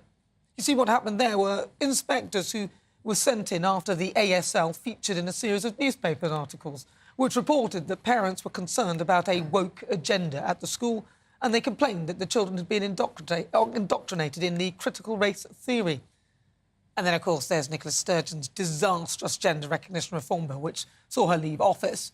Although now more information on the activities of her husband are coming to light, the bill is likely to be the least of her problems. Nonetheless, it was reported that the party lost a third of its members over the issue. And, of course, Nicola left before she was pushed. Sir Keir Starmer, clearly worried after struggling to determine whether a woman has a penis, now says that 99.9% of women haven't got one, which means 1 in 1,000 do. He's now facing questions over trans rights. The Labour leader insisted if his party won the next general election, there would be no rolling back of women's rights. Yes, that's once he's worked out what one is. Earlier in March, he said trans women are women, and that's not just my view, that's actually the law. It falls to be believed Keir is losing his lead.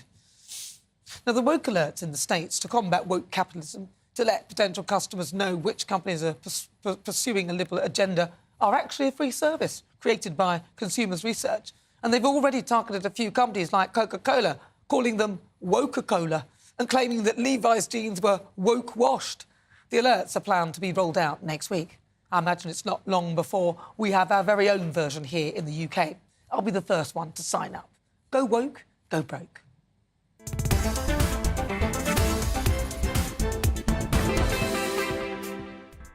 Right, before we get stuck into the debate, here's what else is coming up today. For the Great British Debate this hour, I'm asking, is Joe Biden fit to lead the free world?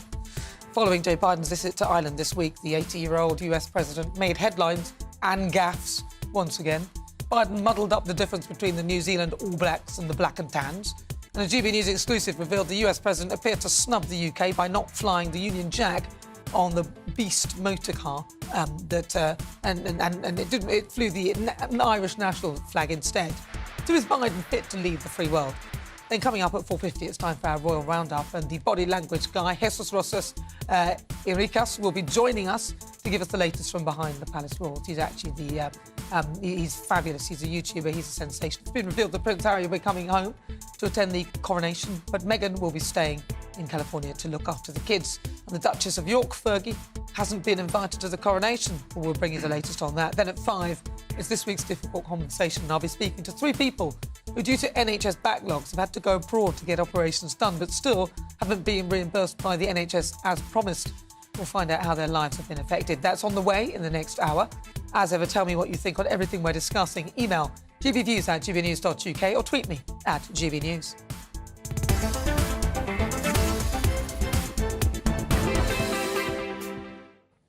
Right, let's welcome again to my panel columnist and broadcaster Lizzie Cundy and also political commentator Sam Dowler.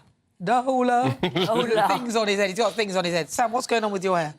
This is my natural hair. I just didn't straighten it today. I've been tonguing. Have you put product? No product in it. Maybe like a little serum. So there's product in it. It's like a serum where I go like, you know. Have you tongued that? Be honest. No tongs. You've known me for many years, and you know my hair is curly naturally. Well, that's interesting. That'd be good to see it out and about. I've got a shot of it now. Turn face. Move. That's it. Good God.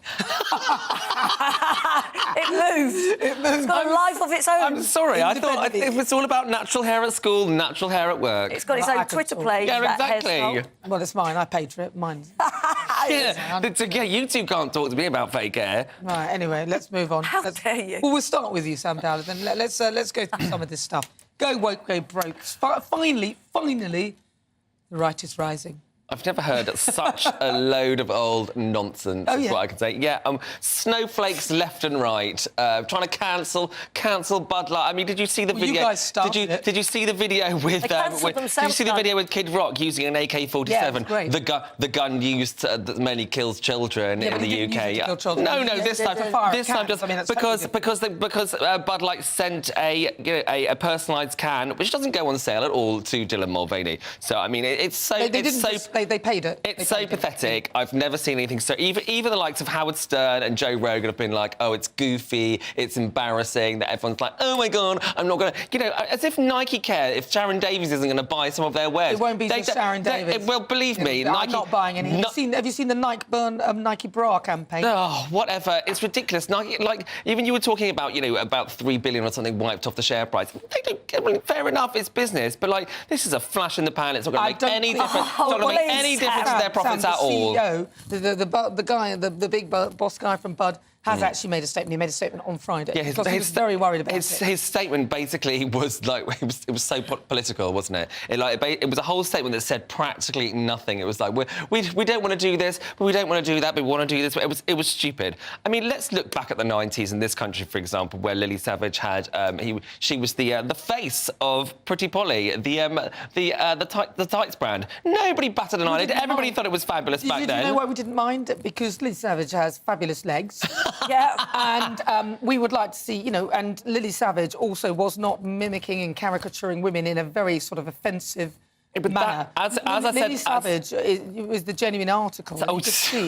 Lily Savage was a genuine, wasn't mimicking women at all. Was it? No, not at all. That was her entire brand. No, but she wasn't doing it in a derogatory, mocking manner. As I said last week, Dylan Mulvaney, that is some sort of. If you follow Dylan's journey, so to speak, but you will see that it isn't about mocking at all. That's just her brand. She's a comedian. Yeah, fine. That's just her brand.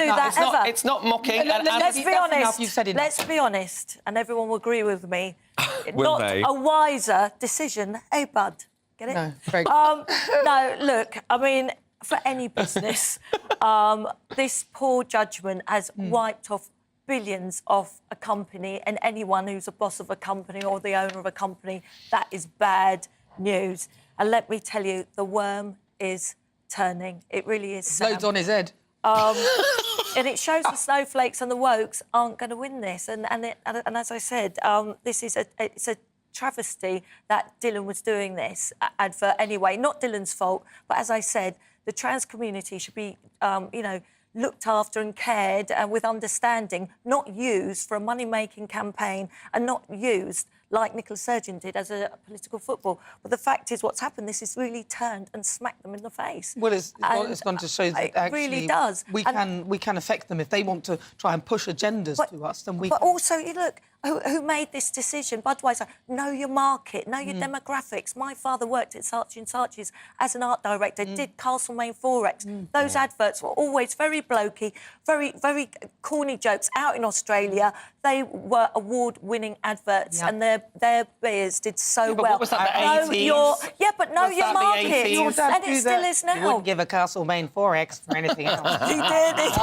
Well, there you go. You still remember the catchline. I want those adverts. Let them return. Let them return. I wrote a piece in the Daily Mail about this. I wanted to see some of these ads come back because But who made this decision for Budweiser should be shown the door. You know, really, they were trying to appease everyone. And you know what? What a stupid, serious mistake. As I've said before, like this was the thing with Dylan Mulvaney was she wasn't the face of Bud. They sent her a case. The same with Nike. It was a paid partnership, which happens all the time. While I read your piece in the Daily Mail actually, and I do. How did you?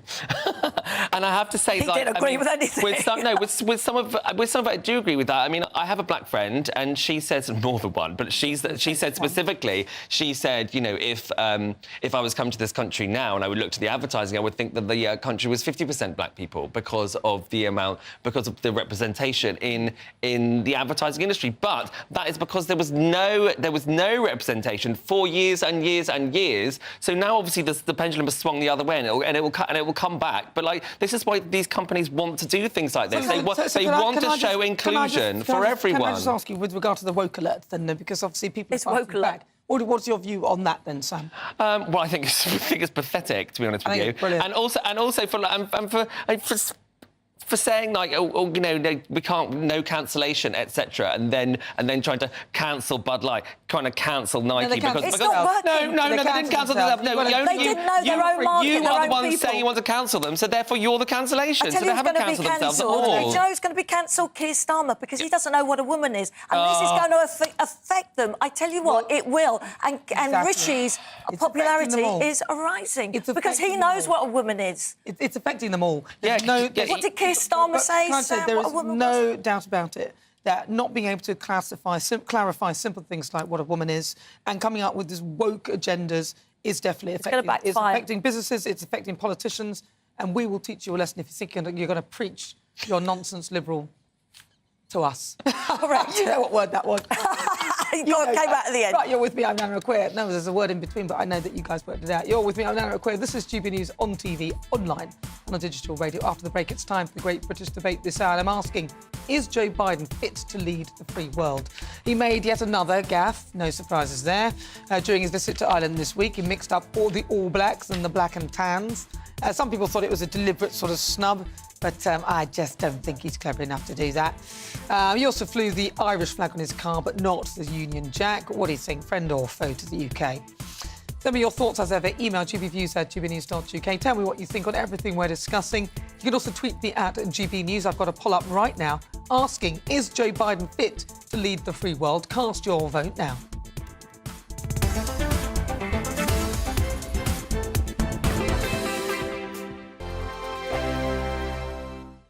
It's all about family, being in people's living rooms, all the interaction and getting to know who our viewers and listeners are. When I was young, my dad used to say, Nana, stop arguing. I wanted an outlet that would enable me to give my opinion. People are going through a really hard time right now, and I know that you don't feel like you're being listened to by the establishment. I came to GB News because it's the People's Channel, and I want the audience to have their say on the events of the day. We're dynamic. We do something different. Democracy shows that the wisdom of the nation is in its people. I get to travel to find out what the story is from a personal perspective. The British people aren't fools. We know when we're not being told the full story. We've got to work out how Britain moves forward from this. It's the best country in the world. The establishment had their chance. Now we're here to represent your views. Britain's watching. Britain's watching. Britain's watching. We're proud to be GB News. The People's Channel. Britain's news channel. Hello, I'm Michelle Dewberry, and you can join me every weekday 6 till 7 on Dubes and Co. You're an inspiration to us all. Clip that bit up. Well, you are. That's my ringtone. My political ambitions those days are gone, I can tell you. She's only teasing. Go on. He's probably going to want to lay down now. I'll give him 2 minutes to have one. Let's respectfully disagree. That's what we like on Dubes and Co. Come and join us. GB News, the People's Channel. Michelle Dewberry, weekday evenings at 6 o'clock. Start the day with GB News. We catch up on all the big stories you didn't hear the night before. And take a look at what the world's talking about this morning. That's right, Monday to Thursdays from 6 o'clock. It's Breakfast with Eamon and Isabel. Straight after breakfast, join us, Bev Turner and Andrew Pearce. We're going to take you through till noon. We'll be tackling the big topics of the day, including the things that the other channels just won't talk about. If it's happening here. Wake up to mornings on GB News, the People's Channel. Britain's news channel. I'm Simon Evans. Join me on GB News for Headliners at 11 p.m. What's the scoop? I'll be joined by 2 of the country's top comedians. That's right. As we take a look at tomorrow's newspapers tonight. We're going to get into trouble. If it's a big story, we'll be covering it. Spill some tea on him. There we go. But we'll also have some fun. I wouldn't stick up a bank. My father didn't love me. So anyway. Headliners every night from 11 on GB News, the People's Channel, Britain's news channel. We've got a brand new lineup every Saturday night on GB News. From 6 p.m, I'll give you my unique take on the world today. Then at 7, it's me, Calvin Robinson, with my Common Sense Crusade. New to GB News is the Saturday 5. 5 times the opinion. Join us every Saturday from 8 p.m. as we debate the week's stories. With us 4, plus a special guest. And at 9, of course, it's Mark Dolan Tonight. Brand new Saturday nights on GB News, Britain's news channel.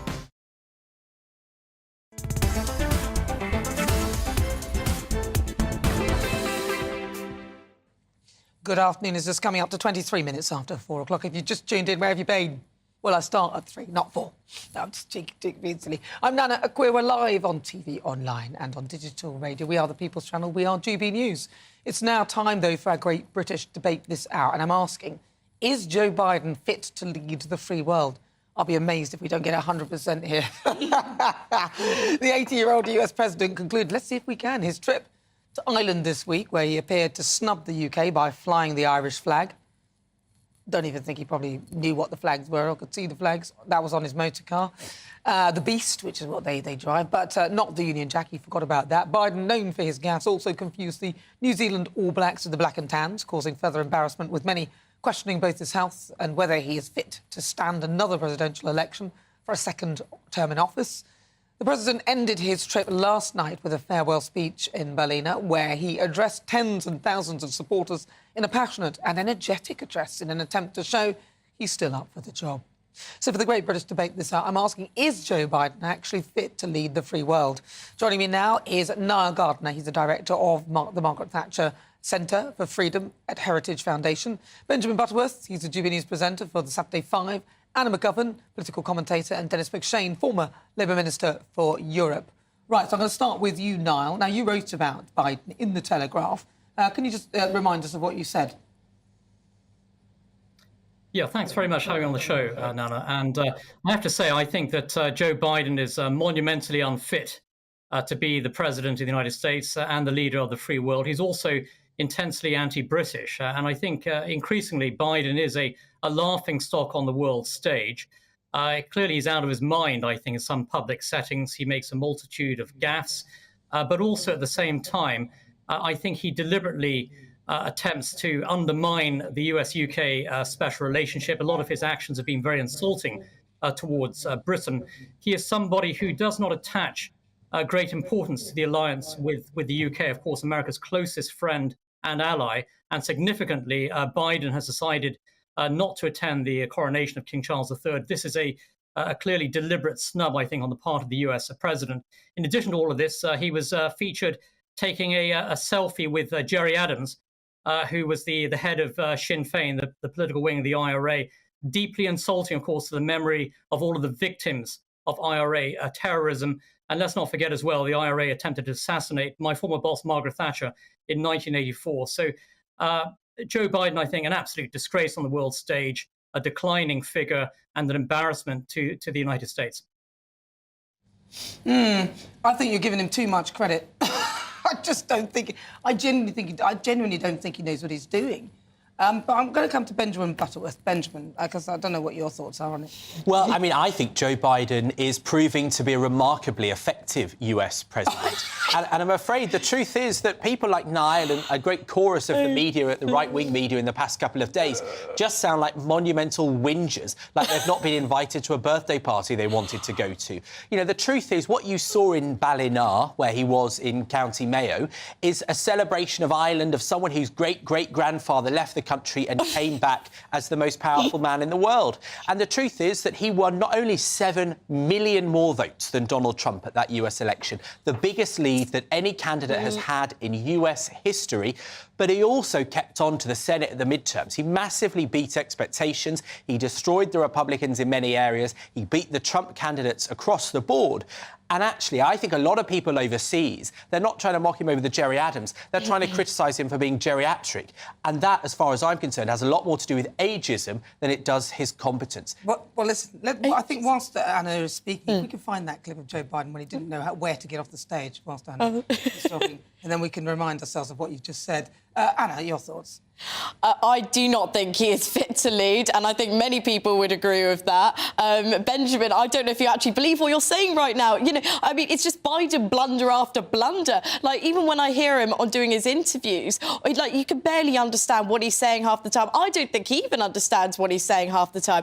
But I don't think you can be a leader of the free world or, you know, champion yourself to be when, especially we've seen during the lockdowns, COVID-19 pandemic, you know, he's really pushing for it. He was pushing for children to be wearing masks in schools, which we now know is very little evidence that they actually work. How can you say you could be the leader of the free world when you're putting such draconian measures on children? And which I think is an absolute disgrace. And I do not think he is competent and should not be anywhere near power. You imagine him with the red button, come on, and if that was the nuclear button, you'd be quite happy, Benjamin, to wait for him to press it. What about you, Dennis McShane?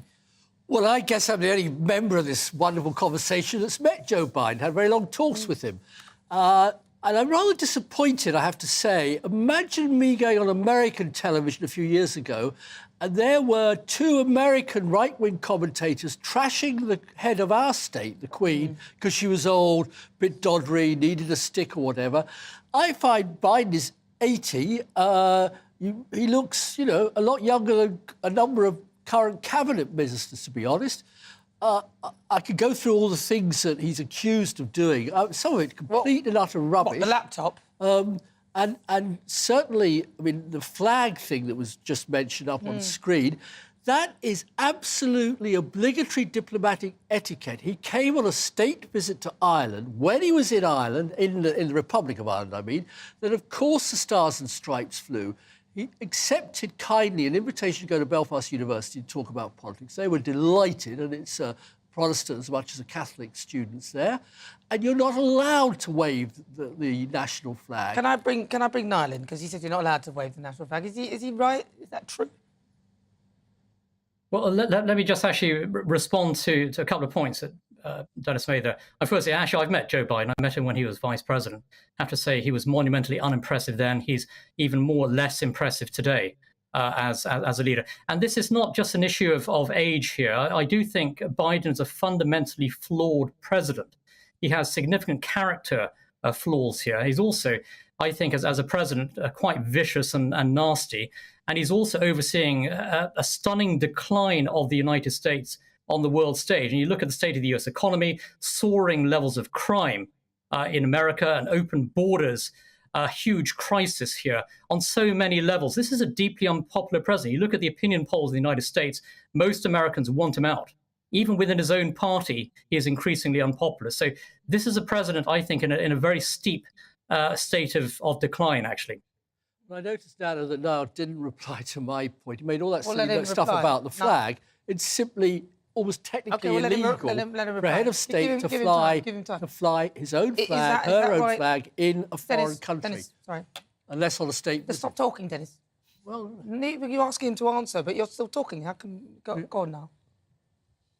Yeah, I think that basically with President Biden, there's an unwillingness actually to acknowledge the United Kingdom, and it's all about Ireland here, which is the overwhelming dominance of his trip. He spent a few hours in Belfast, 4 days in Ireland. That does say it all. Actually, this is a president who has, I think, gone to great lengths to insult the United Kingdom in every respect. He started off his presidency by removing a bust of Winston Churchill from the Oval Office, just as Barack Obama did before him, and it's been downhill since then. Well, can I come on to Benjamin? Well, I'm sorry, but if Super Nanny were in this conversation, Anna and Niall, you'd be on the naughty step for whinging about another country celebrating Joe Biden. Now, to take Niall's point directly about the US economy, he said it's doing badly. Well, its growth rate is 2.9%. What's ours? About 0%, and has been for well over a year. Their inflation rate, the latest figures say it's 5%. What's ours? Something like 10, 11%. So if he's doing badly, then my God, how bad are the Tories doing in Britain? Right, final word to you, Anna McGovern. Well, I just think that he is not competent to lead the United States. I don't think he should be anywhere near power, and I don't think that there should be any endorsement of him. Being in that position, he should be out of there as quickly as possible, I think. Well, let's go. Should we leave that to the Americans? Saying fit or not fit? Just fit or not fit? Well, fit or not fit? Well, of course he's fit. OK, and we should leave the insults to Americans, frankly, Nana. We shouldn't be insulting the head of our closest friend. Dennis, thank you. Anna, fit or not fit? Definitely not fit. Absolutely not. Benjamin, fit or not fit? Fit. And what about you now? Fit or not fit? Monumentally unfit to be president of the United States and the leader of the free world. Fantastic. Thank you so much, Niall Gardner. He's director of the Margaret Thatcher Centre for Freedom at Heritage Foundation. Benjamin Butterworth is GBNews co-presenter for Saturday 5, which is on later on tonight at 8. Dennis McShane, former Labour Minister for Europe, and Anna McGovern, political commentator. Thank you so much for joining me, all of you. Thank you very much. So what do you think then? Is he fit? Is he fit or not fit? I don't think so. Stay tuned, though, because, of course, Benjamin, who's part of the Saturday 5, is going to be telling us what he and the team are going to be debating tonight. What's going on at 8? We're going to be discussing Sam Smith. They've been in the news lots this week. That'll get you going. He's been in the news. There's only one of him. I knew that was going to get you going. And then also we'll be looking at lots of other topics as well, which you'll have to tune in at 8 p.m. for. Fisher them. Sam said. Thank you very much, Benjamin. Look forward to that. You're with me. I'm Nana Akua. This is GB News. We are the People's Channel. We're live on TV, online, on digital radio. After the break, we will continue with the Great British Debate. And I'm asking, is Joe Biden still fit to lead the free world? You'll hear the thoughts of my panel, broadcaster and columnist Lizzie Cundy, also political commentator Sam Dowler. But first, let's get your latest news headlines.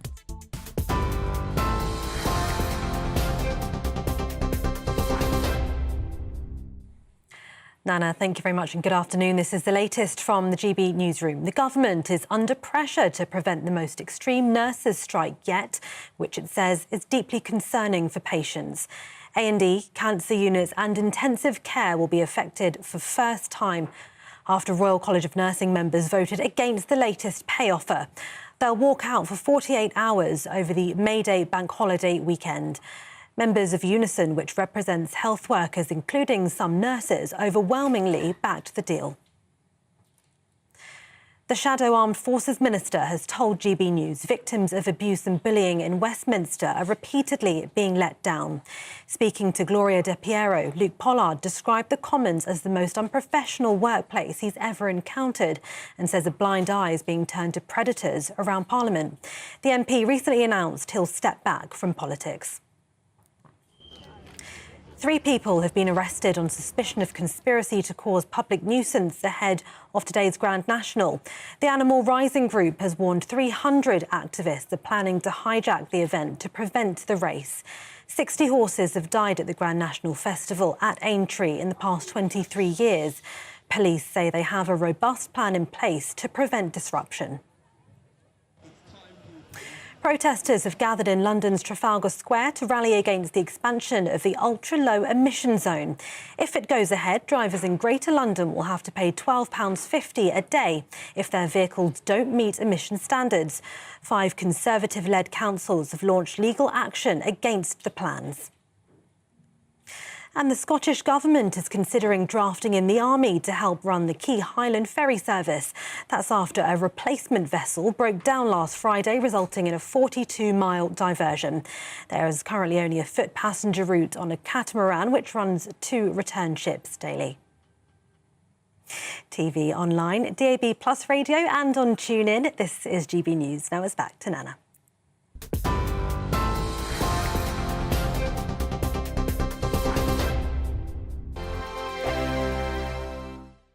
I joined GB News because I was sick and tired of not hearing my views being represented, not just mine, but so many people that I knew and spoke to. I just couldn't get my voice out there. I couldn't say anything. I couldn't do anything. Whatever the narrative was, I kind of had to follow it. GB News is there to provide a voice for those who have been ignored by the establishment media. We think different things, we've got a different style. GB News is here to be optimistic and positive about the future. It's real kind of dynamic and flowing, with the audience very much at the heart of it, like a big family.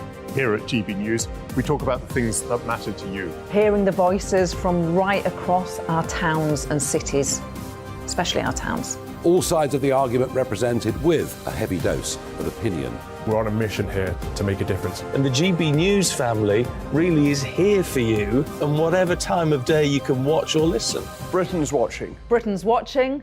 We're proud to be GB News. The People's Channel. Britain's news channel. Westminster is going around in ever-decreasing circles, followed by the media. Britain is broken. How on earth did we get into this mess? But more importantly, how do we get out of it? Join me at 7 p.m, Mondays to Thursdays on Farage. Here on GB News, we will have open, rational debate. We've got to work out how Britain moves forward from this. Join us here on GB News, the People's Channel. Britain is watching. You've probably seen politicians interviewed 1,000 times, but we do it differently. We find out who they really are, we don't shout, we chat, and hopefully we bring a bit of light, not just heat. Did you know Kate Moss? Apparently. Do you have a pair of jeans or a pair of jeans? No, of course I don't. What would I do with them? My friends are like, oh my God, what's she doing now? Join me every Sunday at 6 for Gloria Meets, only on GB News, the People's Channel, Britain's news channel. I'm Jacob Rees-Mogg, the Member of Parliament for North East Somerset and a former government minister. For years, I've walked the corridors of power in both Westminster and the City of London. We need to have the arguments, the discussions on how we make it better. Crop failures, famine, war, suffering on a scale completely unimaginable. We are putting the cart before the horse. As Charles I said at the scaffold, he was the true defender of liberty. Yeah, I've completely derailed the conversation. Join me Monday to Thursday at 8 p.m. on GB News, Britain's news channel. I'm Mark White. As GB News Home and Security Editor, I cover those key issues that are so important to you. Are authorities, our communities doing all they can to combat violent crime? With the public services under unbearable strain, why are we still failing to control our borders? Defence, the first priority of any government, has been continually hollowed out. Can we trust our politicians to protect the armed forces? Join me, Mark White, on GB News.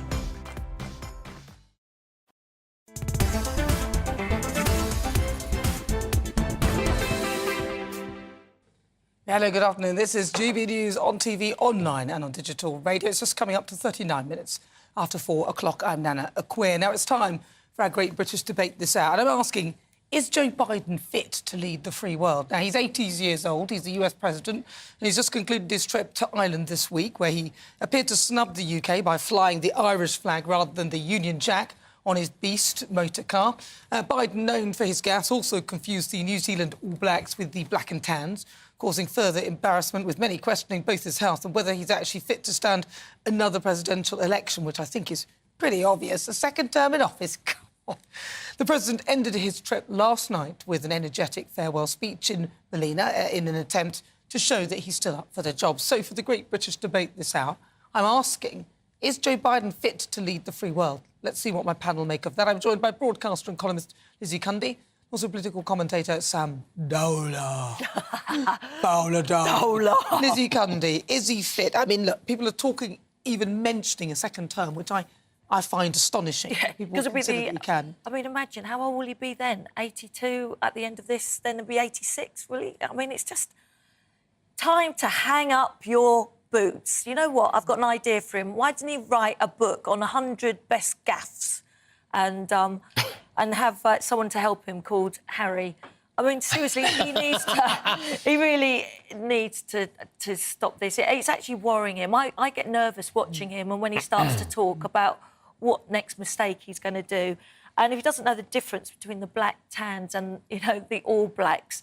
I mean, some people was did he really mean to say that? Well, he doesn't know what date it is. He doesn't know what he's doing. Let alone what he's saying. And like so many Irish Americans have adopted this outdated prejudice, and he is so anti the UK. I mean, look at the relationships that we used to have with America. Margaret Thatcher, Ronald Reagan, Blair and Bush. Now we had Rishi meeting Biden. I mean, Rishi didn't even have a chance for his coffee to go cold. Well, where they had the car, the Beast, parked, you couldn't actually see him meeting Rishi. No. Either. And also, Rishi was so short that you couldn't actually see well, no, that's the other it. side of the car. I thought he was very disrespectful. Look, he's given the two-fingered salute for me to the UK. He's not coming to the coronation, which I think is... But do you think he actually knows what he's doing? Because, look, on a serious note, I think he's suffering with some sort of ailment there that really should be seen to, and I don't think... Yeah. And he can't take questions, so there's no questions ever.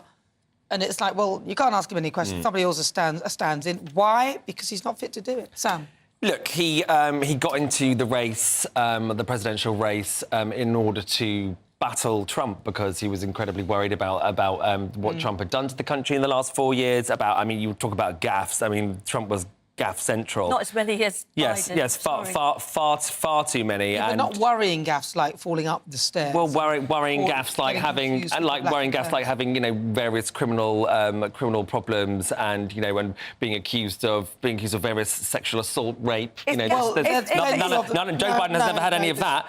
Joe Biden has never had any of that. If Trump had done half the gaffes that Biden done, of course, yeah. What you mean, like telling people to inject bleach into their... Yeah, he did.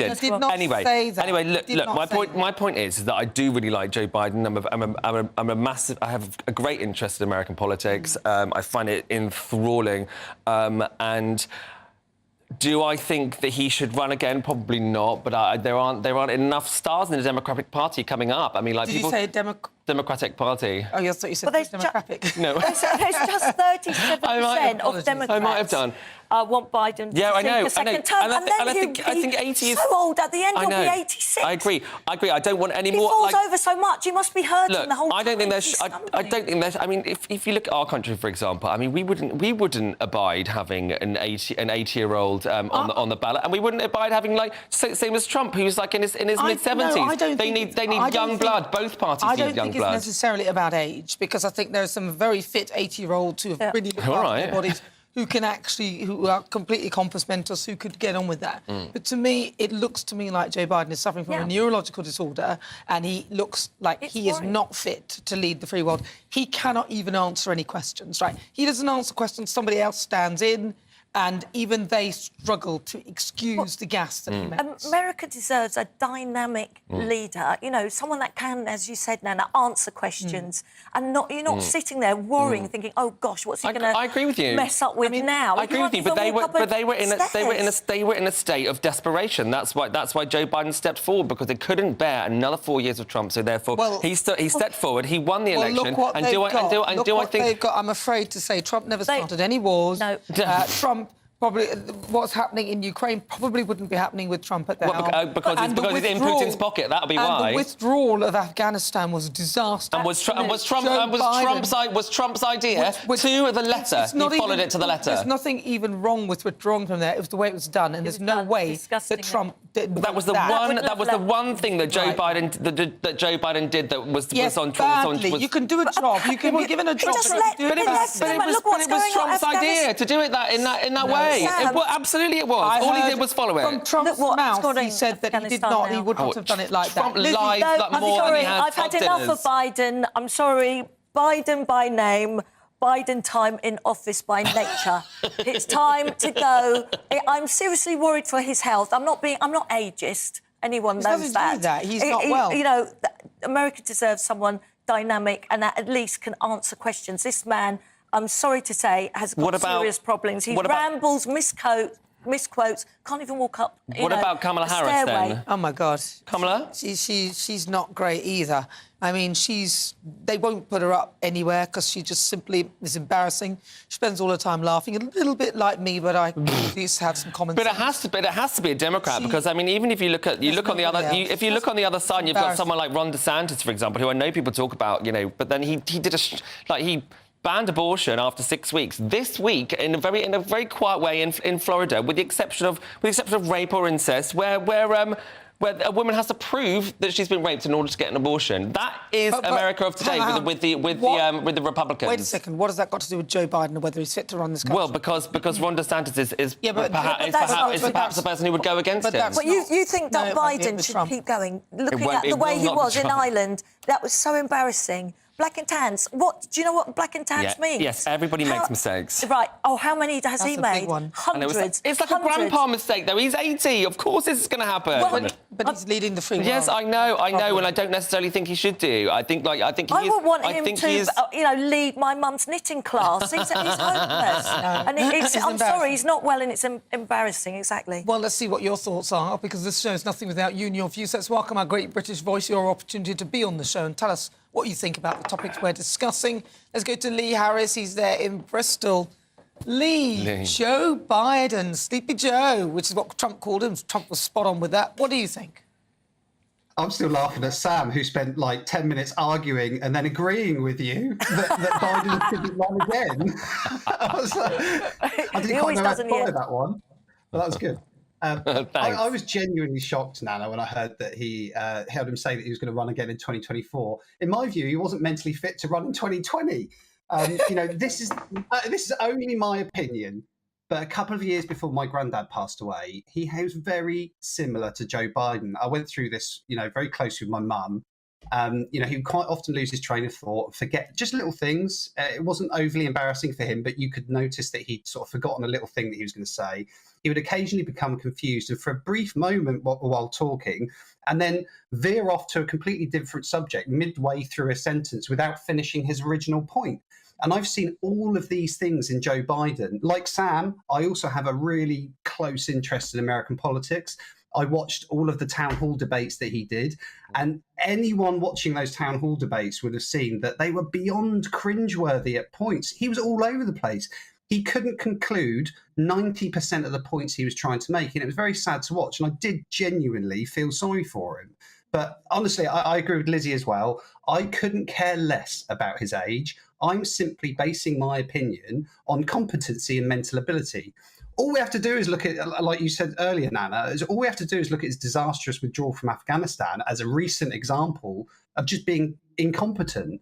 There's absolutely no doubt that he's incompetent. He appears to have good days and bad days, but it's very clear to me personally that he is nowhere near being mentally fit to be leader of the free world. And, you know, my take from all of this, and actually this is a point that Sam made, is that Biden doesn't look or act fit to be president. I think a lot of people agree with that. The fact he's running in 2024 or plans to run in 2024 Lee, we're running out of time, shows the disastrous... Lee, you're on a roll. Thank you. Sorry. We agree with you 100%, but you're just not taking any notes. What? Nana for president. Yeah, well done, Lee. I do a better job than him. Listen, thank you very much, Lee. Nana for president, absolutely. Thank you so much, Lee. He's a great British voice. He's always so thorough, isn't he? He's there in Bristol. Those are his thoughts. What are yours? Today I've been asking, and a lot of you have been getting in touch, is he fit, Joe Biden, to lead the free world? Aidan says Joe Biden is a disgrace. We do not want him, his republicanism in Northern Ireland, or his republicanism. Andrew says Sleepy Joe Biden is definitely no friend of the UK, no UK flag on the car, and black and tan mix-up are inexcusable. Plus, on the special relationship, what benefits has that brought to the UK?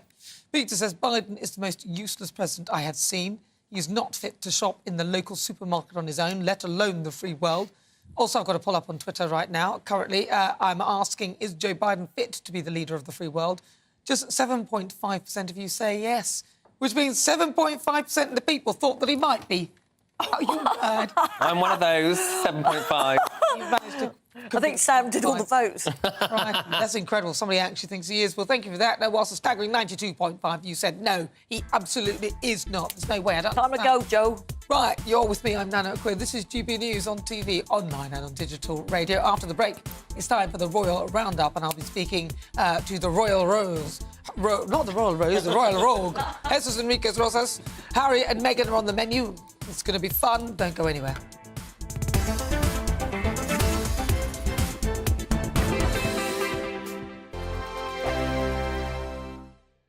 Monday to Thursday nights on GB News. At 6, it's Dubes & Co. 7 o'clock, Farage. At 8, join Jacob Rees-Mogg. And at 9, Dan Wootton Tonight, followed by Headliners. On TV, radio and online. This is GB News. First and foremost, I am a GB News fan, and I was before I was working here. Just love the fact that we're asking the questions that a lot of establishment media won't ask. With a bit of a twist, we not only want to inform you, but we want to keep you entertained. It's worth the drive because you get in and the team's all ready and waiting, they're itching to go, and it's a proper little family. GB News is the People's Channel. It's the audience that makes the programme sing. We're giving our viewers and our listeners a voice. I see the thousands of your letters, tweets, emails, you name it, coming in. Britain is broken.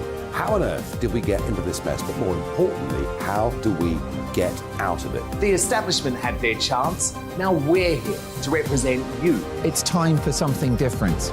It's time for GB News. I'm very patriotic. I believe in Britain. Our best days lie ahead. Britain's watching. Britain's watching. Join us here on GB News. The People's Channel. Britain's news channel. Join me, Patrick Christie's, Monday to Friday, 3 till 6. We tackle the day's news agenda like you've never seen before. It's high tempo, high octane, the most controversial topics, and the best guests. You will not be able to take your eyes and ears off it. I'm not afraid to ask the questions that you really want answered. 3 till 6 p.m, Monday to Friday on GB News, the People's Channel, Britain's news channel. GB News has its own late-night paper preview show, Headliners, where comedians take you through the next day's top news stories. You don't have to bother reading the newspaper, we've got it covered for you. Headliners, every night at 11 p.m, and repeated every morning at 5 a.m. We won't send you to sleep like some of the other paper review shows out there. GB News, the People's Channel, Britain's news channel. Join me, Camilla Tominey, on Sunday mornings from 9:30, taking the politicians to task and breaking out of SW1 to see how their decisions are affecting you across the UK. Bursting the Westminster bubble every Sunday morning, only on GB News, the People's Channel. Britain's watching. Hello, I'm Calvin Robinson. Do not miss my Common Sense Crusade Saturdays at 7 p.m. Join me for some in-depth discussions on faith. Is that not the start of the slippery slope? It's very much so. And the big moral questions of the day. I'm baffled. You've got some nerve. Only on GB News, the People's Channel, Britain's news channel.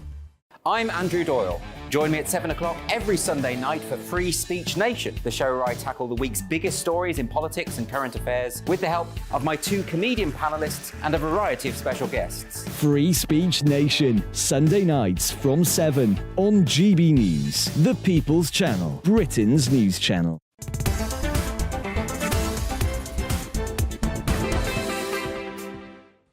You're with me, I'm Nana Akua. Good afternoon. If you just tuned in, welcome on board. This is GB News. We are the People's Channel. We're live on TV, online and on digital radio. Now, there is always something going on in the royal household, and this week has been no different. On the menu, Prince Harry. He stunned everyone by confirming that he will be attending the coronation of his father, King Charles. I'm not surprised. I knew he would. Otherwise, what they're going to put in the Netflix stuff. But Meghan will be conspicuously absent. Of course, she's not going to go. The Duchess of York, Sarah Ferguson, will also miss out on the occasion because she hasn't been invited. Meanwhile, the King himself attended the Sovereign's parade, his first visit to the event since he became the monarch. And the man who attempted to egg the King in York last year was sentenced to 12 months community service for his actions. Well, who better to delve into all of that than the royal rogue, Jesus Enrique Rosas. Jesus, nice to see you. Well, so Jesus, what do you think then? Nana. The news. Nice to see you. So what do you think of the news? Meghan Markle, she's not attending King Charles III's coronation. Does it surprise you at all? Well, it quite surprised me because it is the source. The coronation, the royal family, the monarchy, it's still the source of whatever attention can Meghan bring to the table. And that's basically her economy. That's why that's her business. So it means a lot that we're seeing that she really did not like to be seated on the 6th row. We know that where these negotiations that Harry and Meghan were trying to do with Buckingham Palace, among them having some kind of meeting for an apology that was never going to happen. And once they knew the seating arrangements that Meghan was going to be seated, well, not even in second row, I think she was just not into it. It was not good for her brand, not for her, her strong woman narrative. And this just forfeiting the coronation means that she's even more afraid of being ridiculed in this way than she's afraid of her bosses at Netflix and Spotify.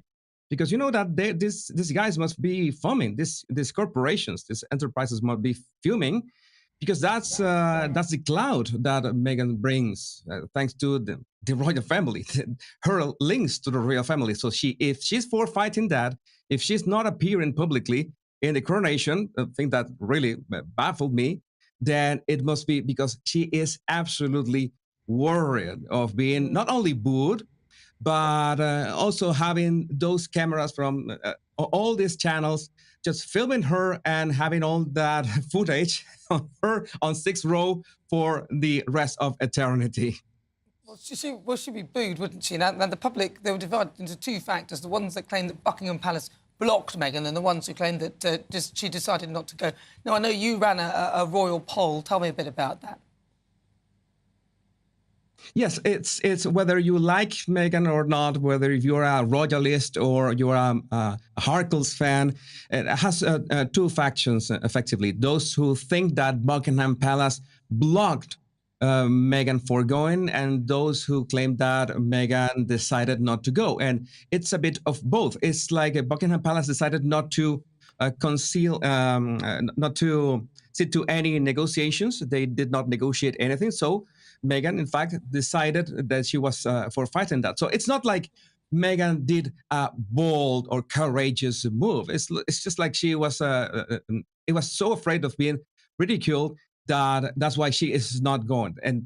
But the part of people that are royalists, that are fans of the monarchy, that want to think it was Buckingham Palace who blocked Meghan from going, there's this misconception, because from a strategic standpoint and human behavior, Buckingham Palace has nothing to gain from blocking Meghan in the first place. Because in one hand, it's like giving her too much importance. Okay, like we're going to block you because you are so powerful that you will effectively steal the spotlight. That doesn't make sense. And At the same time, that will give Meghan more power. She's a victim. She was blocked from going to the coronation. So I don't think that anybody at Buckingham Palace thought that could have been a good idea. I was surprised that Tom Bauer came forward and claims that allegedly Catherine was instrumental in blocking Meghan Markle. I respect Tom Bauer's work, of course, but I politely disagree with his insights, because that would not make any sense. That will be giving Meghan more power, and I don't think anybody in the royal family wants that. Well, she'd use it. What about King Charles? How do you think he's settling into his role? Does he look like he's doing a good job? I think he's doing great, and besides the fact that all these headlines, I was talking about some headlines this morning on Twitter that are trying to make it seem like he has this special, he's focused on that connection in Harry, and no, he's focused on that, on the coronation as an event, something that is not personal, something that is not about family, but something that is beyond every single one of us. It's the British monarchy. It will be certainly the most important event in decades. So there's no place. There are moments for family. There are moments for his relationship with Harry. But so many outlets now claiming that he is focused on Harry too. It's because it's just public relations trying to make it a family affair when it is not. Well, listen, Jesus, we're running out of time, but it's always good to talk to you. Maybe on the coronation, because I'll be going to Buckingham Palace. So maybe you could be on the show on that day. I would love to get you on. That'd be great if you can, if you're around. Well, I will be doing a live on my channel, but if we can fit some time, well, I will be glad. Yeah, wonderful, Jesus. Thank you so much. Lovely to talk to you, Jesus Enrique Rosas. He's the Royal Rogue. This is GB News. More to come in the next hour.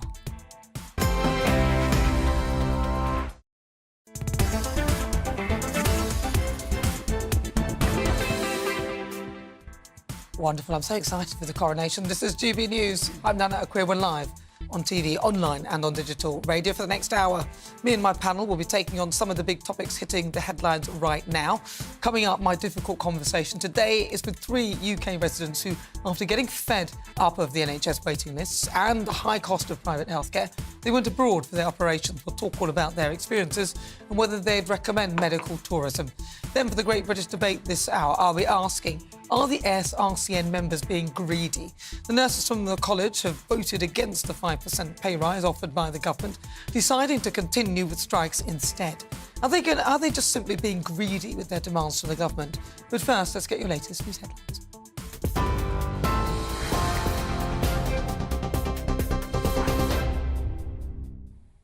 Nana, thank you. It's 1 minute past 5. I'm Tatiana Sanchez in the GB newsroom. The government's under pressure to prevent the most extreme nurses' strike yet after the latest pay offer was rejected.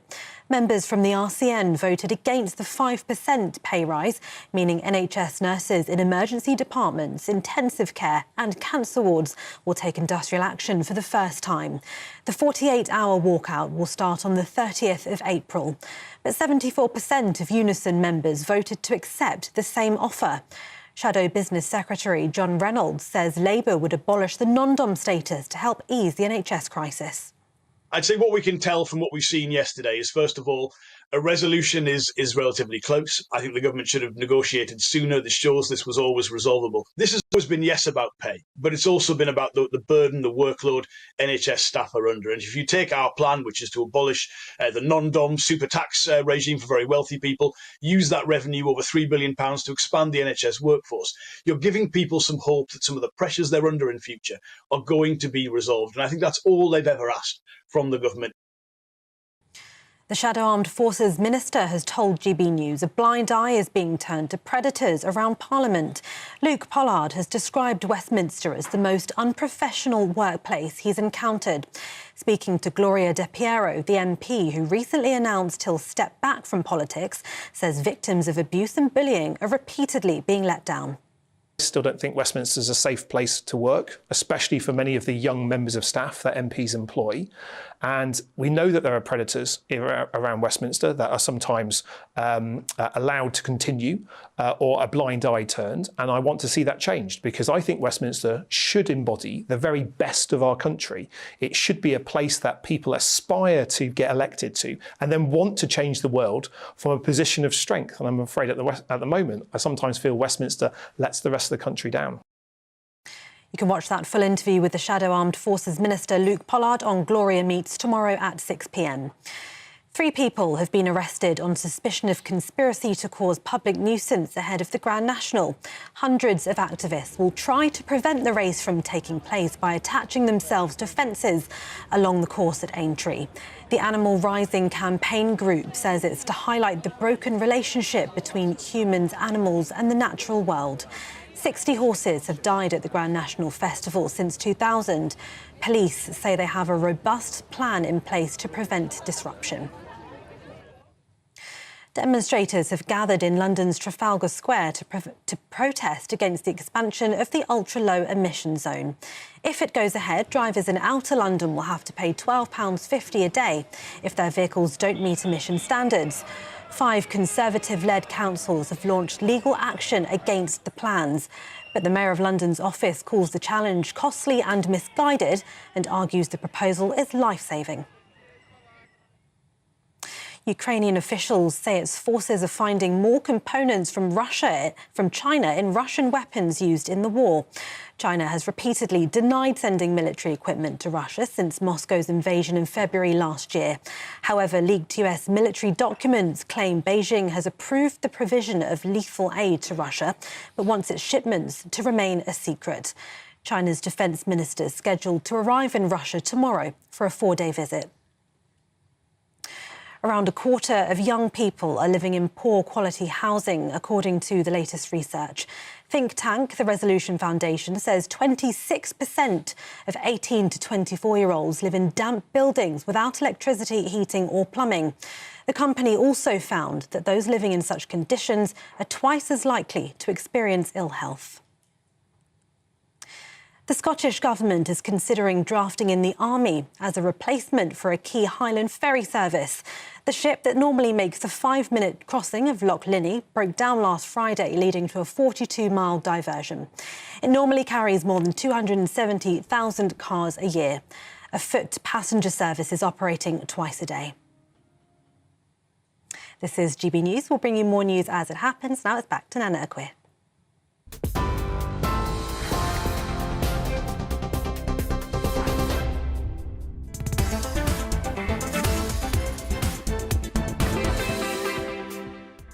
Thank you, Tatiana. It's just coming up to 6 minutes after 5 o'clock. This is GB News on TV, online and on digital radio. I'm Nana Akua. And for the next hour, me and my panel will be taking on some of the big topics hitting the headlines right now. This show is all about opinion. It's mine, it's theirs, and of course it's yours. We'll be debating, discussing, and at times we will disagree, but no one will be cancelled. So joining me today is broadcaster and columnist Lizzie Cundy and also broadcaster and political commentator Sam Dowler. Still to come in my difficult conversation, 3 UK residents who are getting fed up of NHS waiting lists and the high cost of private healthcare. They went abroad for their operations. I'll be talking about their experiences and whether they'd recommend medical tourism. Then for the Great British Debate this hour, I'm asking, are the Royal College of Nurses, are they being greedy? Nurses from the RCN voted against the 5% pay rise offered by the government. They decided to continue with the strikes instead. But it means that the NHS nurses in emergency departments, intensive care and cancer wards will take industrial action for the first time with a 48-hour walkout starting on the 30th of April. And that comes after members of Unison, another union which represents some nurses and ambulance crews, voted to accept the government's pay deal. So I'm asking, are the RCN members being greedy? That's on the way in the next hour. As ever, tell me what you think on everything we're discussing. Email gbviews@gbnews.uk or tweet me at gbnews.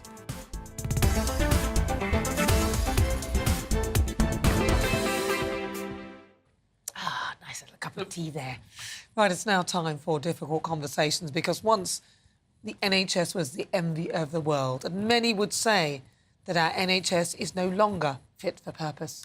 Waiting lists are at an all-time high, with more than 7 million people in England waiting to start routine hospital treatment at the end of February. And the long waits lead to despair as people suffer in pain with health problems. But for private care, out of reach for many due to the hefty price tag, UK residents are increasingly heading abroad to countries like Lithuania to have their ailments treated. However, despite the NHS offering full reimbursements to these sort of operations where people do this, some people still haven't been paid yet. So for my difficult conversation, I'm going to speak to 3 people who have had things done and have not been paid. Let's have a chat. I'm joined by Stephen Williams, Don Thomas and Marina Stock. Thank you so much for joining me. OK, so I'm going to start with Stephen. Stephen, thank you very much. Stephen, talk to me about what happened to you. I mean, obviously, don't go into too much detail. We don't want graphic detail, Stephen. But just tell us what happened to you. What were you promised and what happened in the end? What was it like going abroad? Well, it was I was very nervous at the beginning to travel out. It was sometimes difficult for me to make the decision. But once I was there and I was in the clinic, what I could see, it was second to none treatment. I was treated, what can I say, basically like a god. That's the only way I can explain it. Wow, that's good. Where did you go, Stephen? Where did you go? And can you say what it was that you got treated for? Because there might be others listening. Yeah, I got treated for a full left hip replacement at Fi Clinica in Lithuania, Kaunas, Lithuania. And it was, the clinic was absolutely spotless. The people there, the whole staff of Fi Clinica were absolutely outstanding from the beginning to end. I spent 3 nights there. My treatment, I originally went in at 7:30 in the morning. I had the operation at 9:30. I was back in my bed at 11 o'clock. And the treatment from there on, by the whole staff, the auxiliary staff, the nurses, the surgeon himself was absolutely outstanding, the anaesthetist, they were all brilliant. I would recommend anybody to go to Lithuania and have their operation. But you look too young for a hip replacement, really? The whole thing. And afterwards, were you able to how long did it take you to get recovered after that?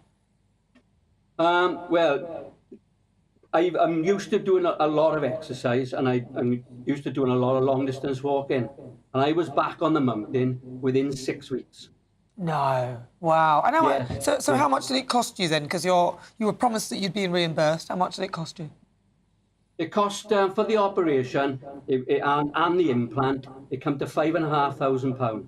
Wow. I inquired over here how much it cost over here. Although they tell you there's a standard rate of £12,500, but once they add everything on, it probably goes up to about £16,500. Of course, we had to pay our own expenses, which then took with the flights, the hotel for my wife and myself, and a 10-day rehabilitation centre afterwards, where they look after you perfectly. Then it come to just under £7,000. So it was well under half the price of what we'd pay over here. So all in, if you had all that in, everything, £7,500. Wow, that's great. Yeah, under £7,000 my hours came to. That's incredible. Don Thomas, talk to me about what happened to you and where you went. Hello, Nana. Yeah, similar to Steve, I had a full hip replacement, my left hip. My hip was degrading very quickly indeed. It went within about 6 months. And because I had polio in my right leg when I was a youth, my left leg had sort of done a lifetime's work. So that's why it was going very quickly. And I was concerned that if my left hip went, then effectively I would be totally immobile. I wouldn't be able to walk at all. Prior to the operation, I was walking on a walking stick. And so where did you go? And are you able to cast aside the walking stick now? Yeah, walking absolutely normally now. I'm not quite like Steve, because they say that if you couldn't run a marathon before, you won't be able to run one afterwards. But no, it's all working very well indeed. And I went to fight there as well. You went to the same place. And how much did it cost you? About £7,000, including sort of travel and my wife's accommodation as well. And that includes basically 2 weeks altogether, 3 nights in the clinic, and then transferred to a 5-star health spa, effectively, for rehabilitation for 10 days afterwards. Okay. I've got to say that the Clinica were excellent in the service that they gave, because they, when you make the booking, they allocate you a representative, a service representative, and they do all the, you book your own flight, but everything else is arranged and booked by them. So there's somebody to meet you at the airport. Oh, that's There's interesting. taxi Interesting. to take the, to the clinic, and then they arrange the transfer from the clinic to the health spa and back to the airport at the end of it all. Oh, sounds good. And Marina. clinical questions. If you've got a question, if you email it within an hour, you've always got an answer, and there's no hesitation in really how small the question can be. Really, That's interesting, because you do that here, nobody would get back to you. You'd be dead by the time they do. Marina, what about you? What happened to you? Where did you go? Very similar to Don and Steve. In fact, I actually corresponded with Steve's wife online and heard about feiclinica from her. And the thought of actually applying for S2 funding was quite an important part of my applying. And the clinic actually provided a lot of the documentation that any that I needed. Jumped through all the hoops for the S2 funding, and it was rejected. So I didn't actually get. My health board rejected it. They said their interpretation of the rules was that no, it wouldn't apply. By that time, I was in so much pain. I'd booked it anyway. I was going. I'd been waiting 9 months, and I still hadn't had my first appointment with the surgeon.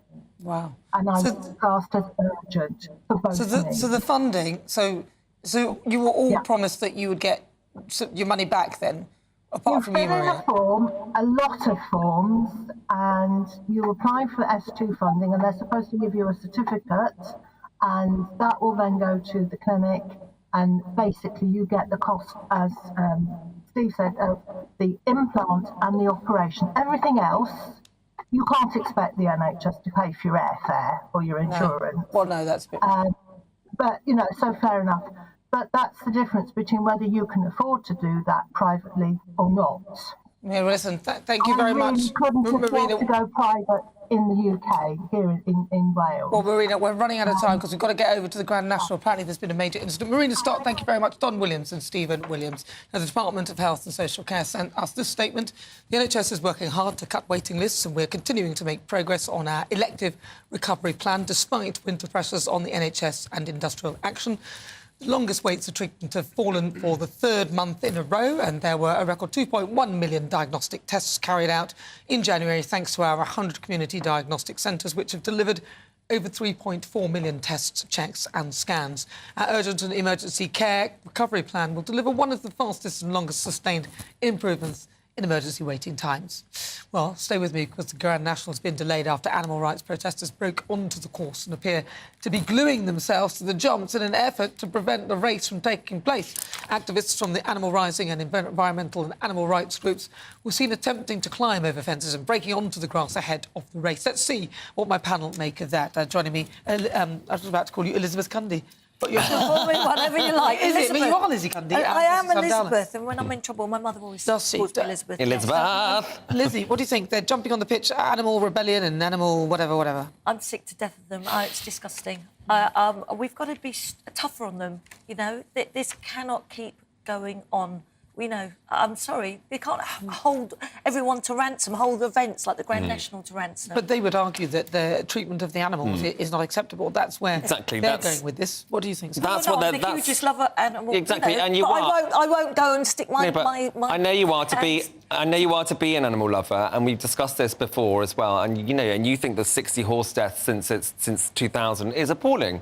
And you do agree with that. So all these people are doing is trying to make a stand and to say that the Grand National is actually dangerous for the horses, and we do need to have, as a country, a better relationship with animals, and in order to, like, you know, to be more at one with the environment, to help each other. Very sad. We've got some pictures actually at the Grand National.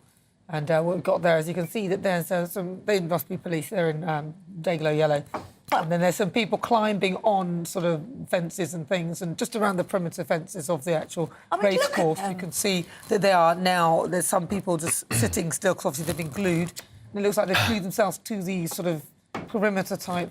Is that sort of like a sort of... Rather they do this than glue themselves to the M25 and hold up everybody's day, is all I can say. This is a sports event. There's a way to protest, and I'm all for everyone having their say on any matter. And as you know, I'm a huge animal lover. You are. This isn't the way to do it, But they're not getting hurt. They're not getting hurt otherwise, is what they think, obviously. It's very sad, any deaths of any horses in this exactly. race. What, for the our majority entertainment? of the horses are very, very well looked after, and they wouldn't be alive. But they say but a lot of people do say that they believe that the horses wouldn't do the race if they weren't enjoying it. I mean, I don't know whether that's... Referee, No, they might not, though. Do you sound like Scooby-Doo, Shaggy-Doo? With your hair like that, you look like him as well. How well looked after these horses are? Yes, of course they are. Of course they are, but that isn't the John point. Frankham, and believe me, they are so looked after, and it is very sad there are any deaths. But this isn't the way to do it. And if this was any other sporting thing, like if this was hurdles, and you know, and a human being died every odd year because they fell over a hurdle, and stick it to the fence. I wouldn't do it. I wouldn't do it. Dangerous for them. It's dangerous for everyone. Let's ask the views what your thoughts are on the Grand National and those protesters gluing themselves to things again. I mean, I'm sick and tired of people gluing themselves. I do love animals, even though a lot of animals don't particularly like me. But what do you think? I mean, do you think that that's the right way to protest? Get in touch at GBViews. Or why not tweet me at GBNews or email gbviews@gbnews.uk. Now, on the way, and next up, it's the Great British Debate this hour. And I'm asking, are the Royal College of Nurses, are their members being greedy? Now, the RCN have rejected the government pay offer of 5% in England and will now go on strike over the first May bank holiday. This is a 48-hour walkout, which will mean that many emergency departments, cancer and intensive care wards will suffer huge staff number problems. So are the RCN being greedy?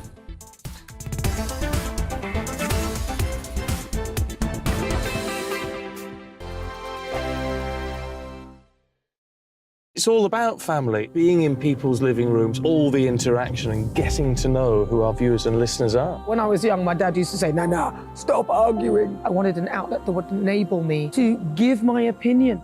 People are going through a really hard time right now, and I know that you don't feel like you're being listened to by the establishment. I came to GB News because it's the People's Channel, and I want the audience to have their say on the events of the day. We're dynamic. We do something different. Democracy shows that the wisdom of the nation is in its people. I get to travel to find out what the story is from a personal perspective. The British people aren't fools. We know when we're not being told the full story. We've got to work out how Britain moves forward from this.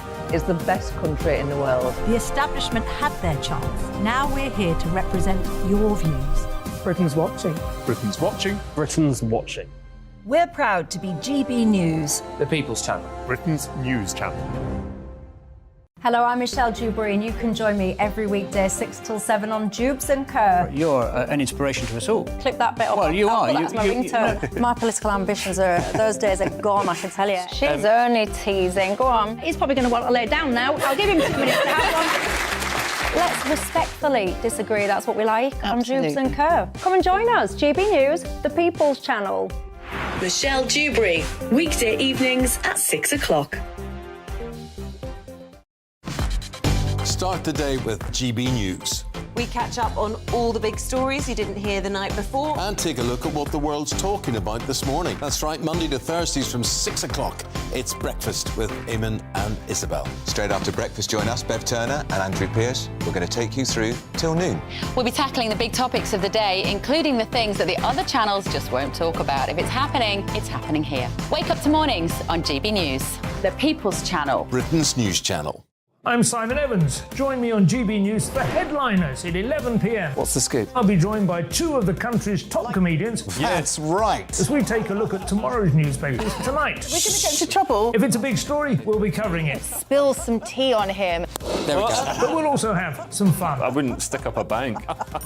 My father didn't love me. So anyway. Headliners every night from 11 on GB News, the People's Channel, Britain's news channel. We've got a brand new lineup every Saturday night on GB News. From 6 p.m, I'll give you my unique take on the world today. Then at 7, it's me, Calvin Robinson, with my Common Sense Crusade. New to GB News is the Saturday 5. 5 times the opinion. Join us every Saturday from 8 p.m. as we debate the week's stories. With us 4, plus a special guest. And at 9, of course, it's Mark Dolan Tonight. Brand new Saturday nights on GB News, Britain's news channel.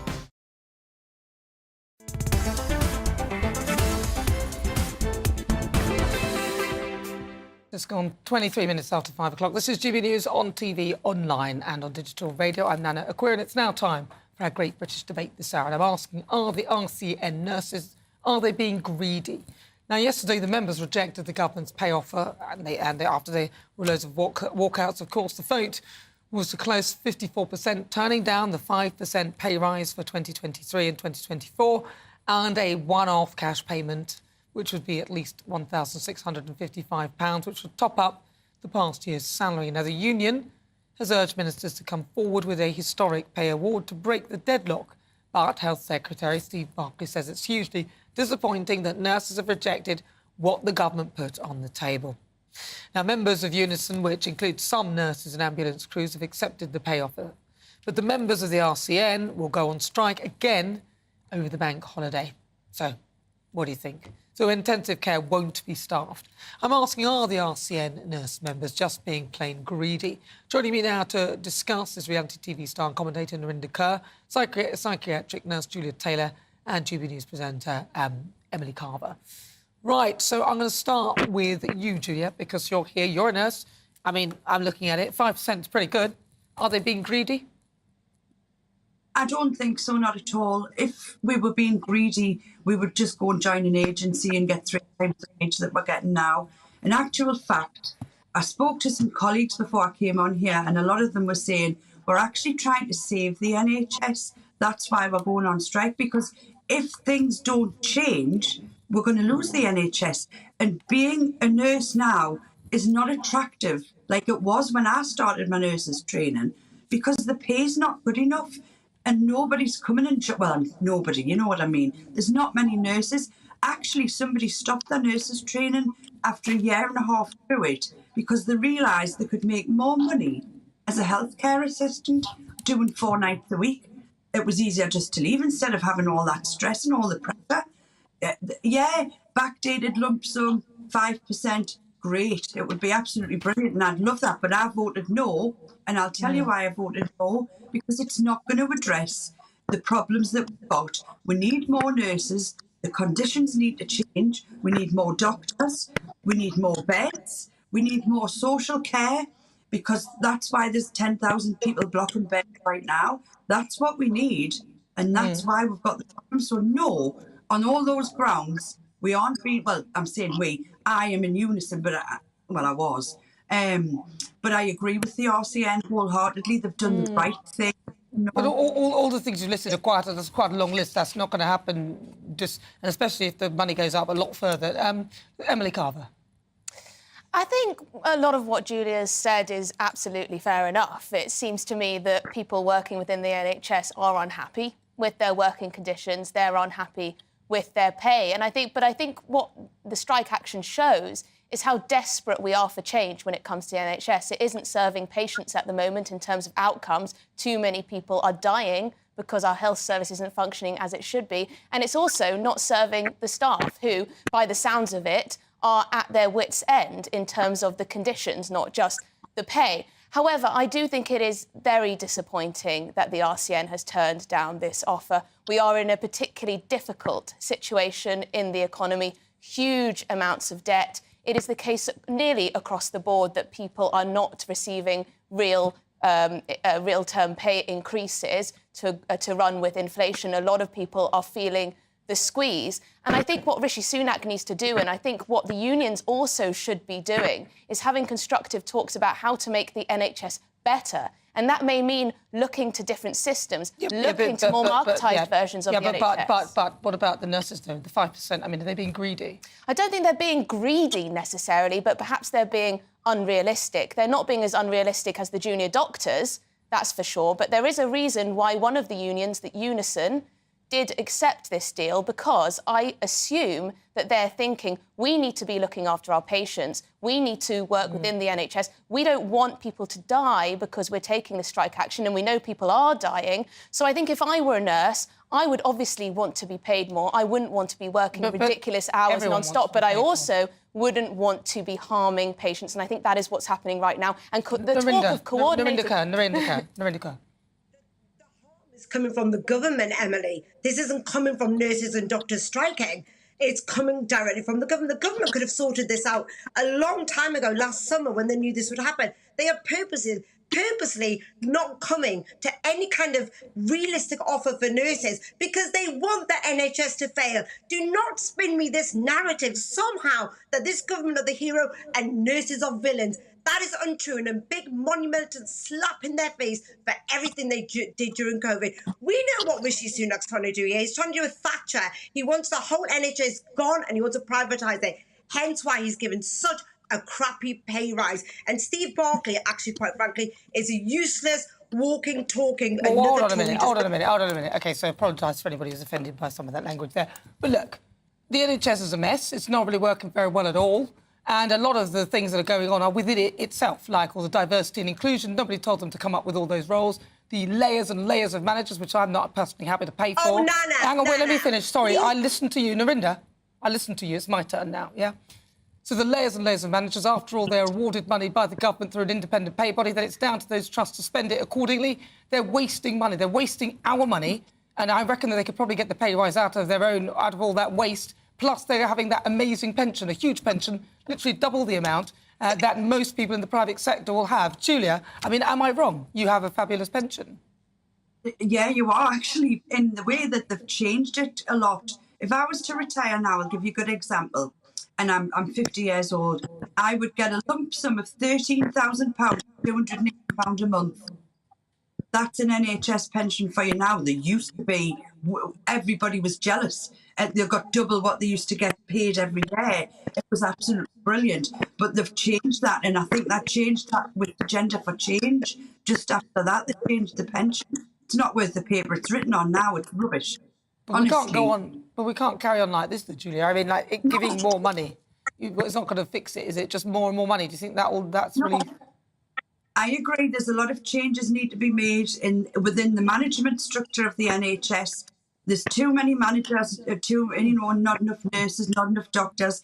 But more than anything, the policies need to come from the government. And to be frank, the NHS started failing, I would say, in the last 30 years. I'm not just blaming the Conservatives for this. It's not just them. It's Emily. Sorry. I think there are so many problems within the NHS, but I think it was built.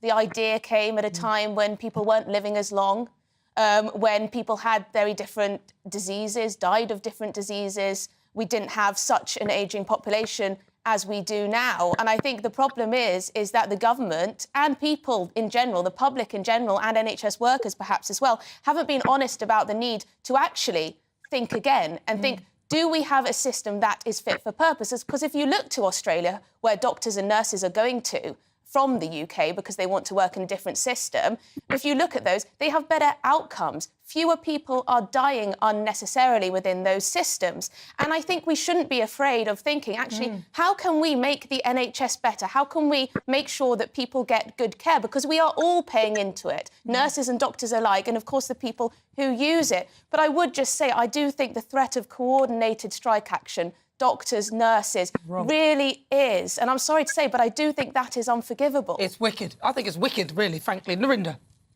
That's the government's fault. That's not the nurses' fault. No, they're striking. The government aren't striking. They're striking. No, the government, they're left to no choice but strike. This is the first government that have made nurses strike for the first time in history. Because you they're can't not make being anyone paid do enough. anything. And actually, well, yes, you can, because they No, can't you afford can't. to pay their own bills and feed their own children. So their priorities actually lie at home because they're not being paid enough. Our inflation is up, food costs are up, living costs are up. And if you want to talk about money being wasted, let's talk about PPE. Let's talk about MPs having second jobs. I agree with Let's that. talk about a lot of money being wasted. And at the end of the day, do the people of Britain deserve an NHS that we can rely on? But is this the way to go about it? But a coordinated strike, is that really the way to go about it, Emily? I don't think it is. What I would say is, to the point on pension contributions, they are very generous compared to the average worker in the private sector. Normally about 5% in the private sector, about 20% contributions in the NHS. I think a good compromise would be to say to NHS workers, would you forego some of your pension in order to have more upfront pay, at least for a few years while you're trying to get on the property ladder or trying to, progress in your 20s and 30s. I think that some NHS staff would say, actually, I would do that so that I have a higher pay upfront. I don't think they'll say that. I think they want more and more and more. I've got to say thank you so much, Indigo. Good to talk to you. Juliet Taylor, thank you very much. And also Emily Carver. But Emily will be part of the Saturday 5. She's going to tell us what's going on. So what's happening? The show's on at 8. 8 o'clock. What will you be talking about? Me, of course, Darren Grimes, Benjamin Butterworth, who else? Albie, Amankona, and we have a special guest, which is Dominique Samuel. She's back by popular demand. I will be actually talking a little bit more about the NHS, about these doctor strikes, about the nursing strikes, giving my, 2 pennies, a little more than I've said right now. We'll be getting stuck into that and lots of other hot topics. Fabulous. Well, you won't want to miss that. That's on at 8 o'clock and Saturday 5 on GB News. I'm Nana Akua. This is GB News. We're live on TV, online, and on digital radio. On the way, we will continue with the Great British Debate this hour. And I'm asking, are the Royal College of Nurses being greedy? We'll hear the thoughts on my panel, Lizzie Cundy and also Sam Dalla. But first, let's get your latest news headlines.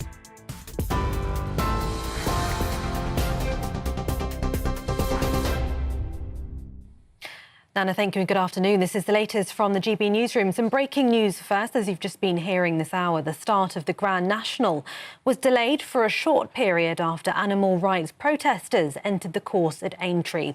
It's after 3 people were arrested earlier today on suspicion of conspiracy to cause public nuisance. Demonstrators say the race is cruel, with 60 horses dying at the festival in the past 23 years. The government's under pressure to prevent the most extreme nurses' strike yet, which it says is deeply concerning for patients. A&E, cancer units and intensive care will be affected for the first time after Royal College of Nursing members voted against the latest pay offer. They'll walk out for 48 hours over the May Day bank holiday weekend. Members of Unison, which represents health workers, including some nurses, overwhelmingly backed the deal. The Shadow Armed Forces Minister has told GB News victims of abuse and bullying in Westminster are repeatedly being let down. Speaking to Gloria De Piero, Luke Pollard described the Commons as the most unprofessional workplace he's ever encountered and says a blind eye is being turned to predators around Parliament. The MP recently announced he'll step back from politics. Protesters have gathered in London's Trafalgar Square to rally against the expansion of the ultra-low emission zone. If it goes ahead, drivers in Greater London will have to pay £12.50 a day if their vehicles don't meet emission standards. 5 Conservative-led councils have launched legal action against the plans. TV, online, DAB+ radio and on TuneIn. This is GB News. Now it's back to Nana.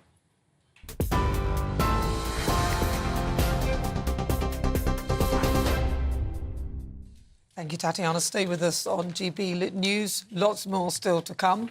The Great British Debate is on the way. I'm asking, are the Royal College of Nursing members being greedy?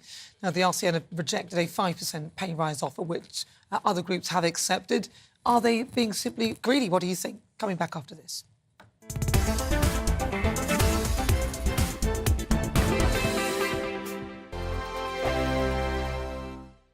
I joined GB News because I was sick and tired of not hearing my views being represented, not just mine, but so many people that I knew and spoke to. I just couldn't get my voice out there. I couldn't say anything. I couldn't do anything. Whatever the narrative was, I kind of had to follow it. GB News is there to provide a voice for those who have been ignored by the establishment media. We think different things, we've got a different style. GB News is here to be optimistic and positive about the future. It's real kind of dynamic and flowing, with the audience very much at the heart of it, like a big family. Here at GB News, we talk about the things that matter to you. Hearing the voices from right across our towns and cities, especially our towns. All sides of the argument represented with a heavy dose of opinion. We're on a mission here to make a difference. And the GB News family really is here for you, and whatever time of day you can watch or listen. Britain's watching. Britain's watching. We're proud to be GB News. The People's Channel. Britain's news channel. Westminster is going around in ever-decreasing circles, followed by the media. Britain is broken. How on earth did we get into this mess? But more importantly, how do we get out of it? Join me at 7 p.m, Mondays to Thursdays on Farage, here on GB News. We will have open, rational debate. We've got to work out how Britain moves forward from this. Join us here on GB News, the People's Channel. Britain is watching. You've probably seen politicians interviewed 1,000 times, but we do it differently. We find out who they really are, we don't shout, we chat, and hopefully we bring a bit of light, not just heat. Did you know Kate Moss? Apparently. Do you have a pair of jeans or a pair of jeans? No, of course I don't. What would I do with them? My friends are like, oh my God, what's she doing now? Join me every Sunday at 6 for Gloria Meets, only on GB News, the People's Channel, Britain's news channel.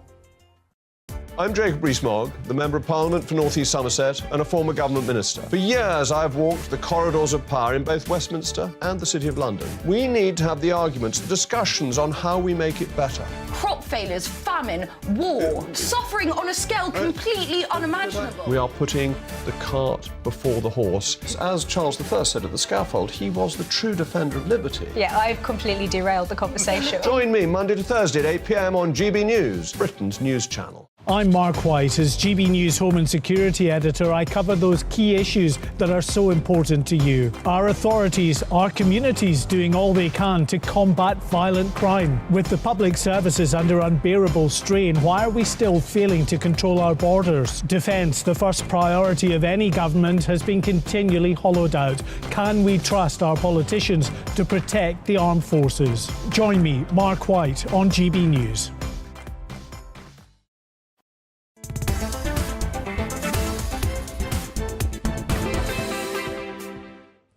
Good afternoon. If you just joined me, welcome on board. This is GB News. We are the People's Channel. Don't forget, you can also stream us live on YouTube or download the GB News app for free. I'm Nana Akua. Now, it's time, though, for our great British debate this hour. And I'm asking, are the Royal College of Nursing members being greedy? Yesterday, the RCN members rejected the government's pay offer after walking out on wards. On the table was a 5% pay rise. That was for 2023 to 2024. And a one-off cash payment of at least £1,655 to top up the past year's salary.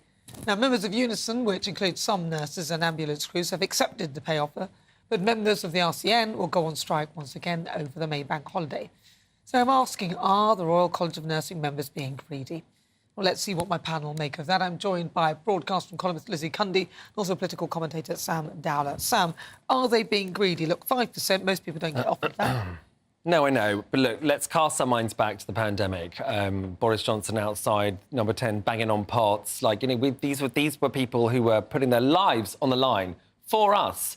And, you know... What, like shop workers as well? Yeah, and journalists and other people? And no, because they were dealing with people who actually had COVID. And they could have got COVID shop themselves. Workers, bus drivers... And taxi drivers died as well, and bus drivers died as well. So, I mean, you know, I agree. But, like, I mean, this is our NHS. We, you know... I find it so outrageous that we can't... in Scotland, for example, there's no strikes in Scotland because they've offered a 6.5 or a 7.5 pay rise, and they've accepted it. But here we can't seem to do that. And then when you look at like Rishi Sunak, for example, and the and the wastage that they the billions that they wasted on PPE that didn't work. It is so or even Rishi Sunak's wife, who took like 10 million in dividends, which could pay for all the NHS in itself. I mean, like, it's the dichotomy between what what they are saying and what the actual nurses want on the ground is outrageous. Look, so they should get whatever they want, I think. You can't get whatever you want, or else we'll have a recession, Look, can I just remind you, the offer was rejected by 54% of RCN members taking part in this ballot, while 46% actually voted to accept it. Yeah. And do you know what that means? 2/3 didn't vote in this. Look, I have every sympathy for the nurses. They've saved my life when I had meningitis, saved my boy's life when he had sepsis. And nurses don't go into this profession for the wages.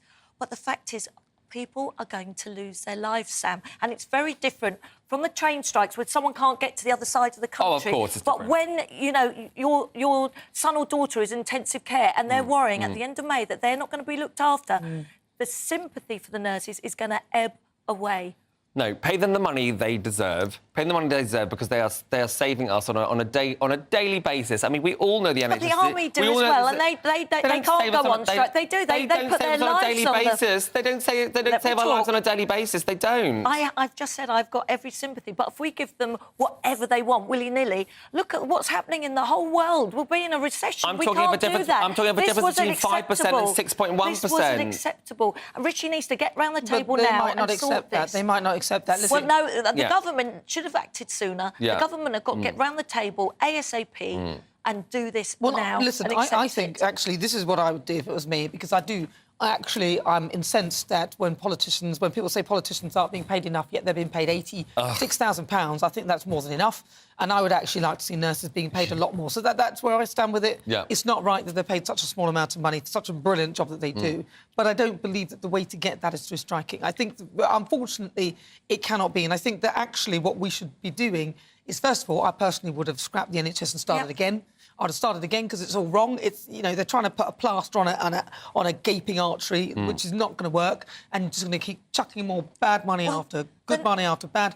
But not just that. I would pay them more, but I'd also say you forgo your right to strike, and I'd put money in bursaries to improve, and I'd make sure nurses don't have to pay for that, because they shouldn't. But what they've all said... they would have to forgo their right to strike. Yes, what they've all said is that the striking is the last resort. The last resort. None of them... These are people who are caring. They obviously want to do these jobs, but they're not getting paid enough. So this is their last resort.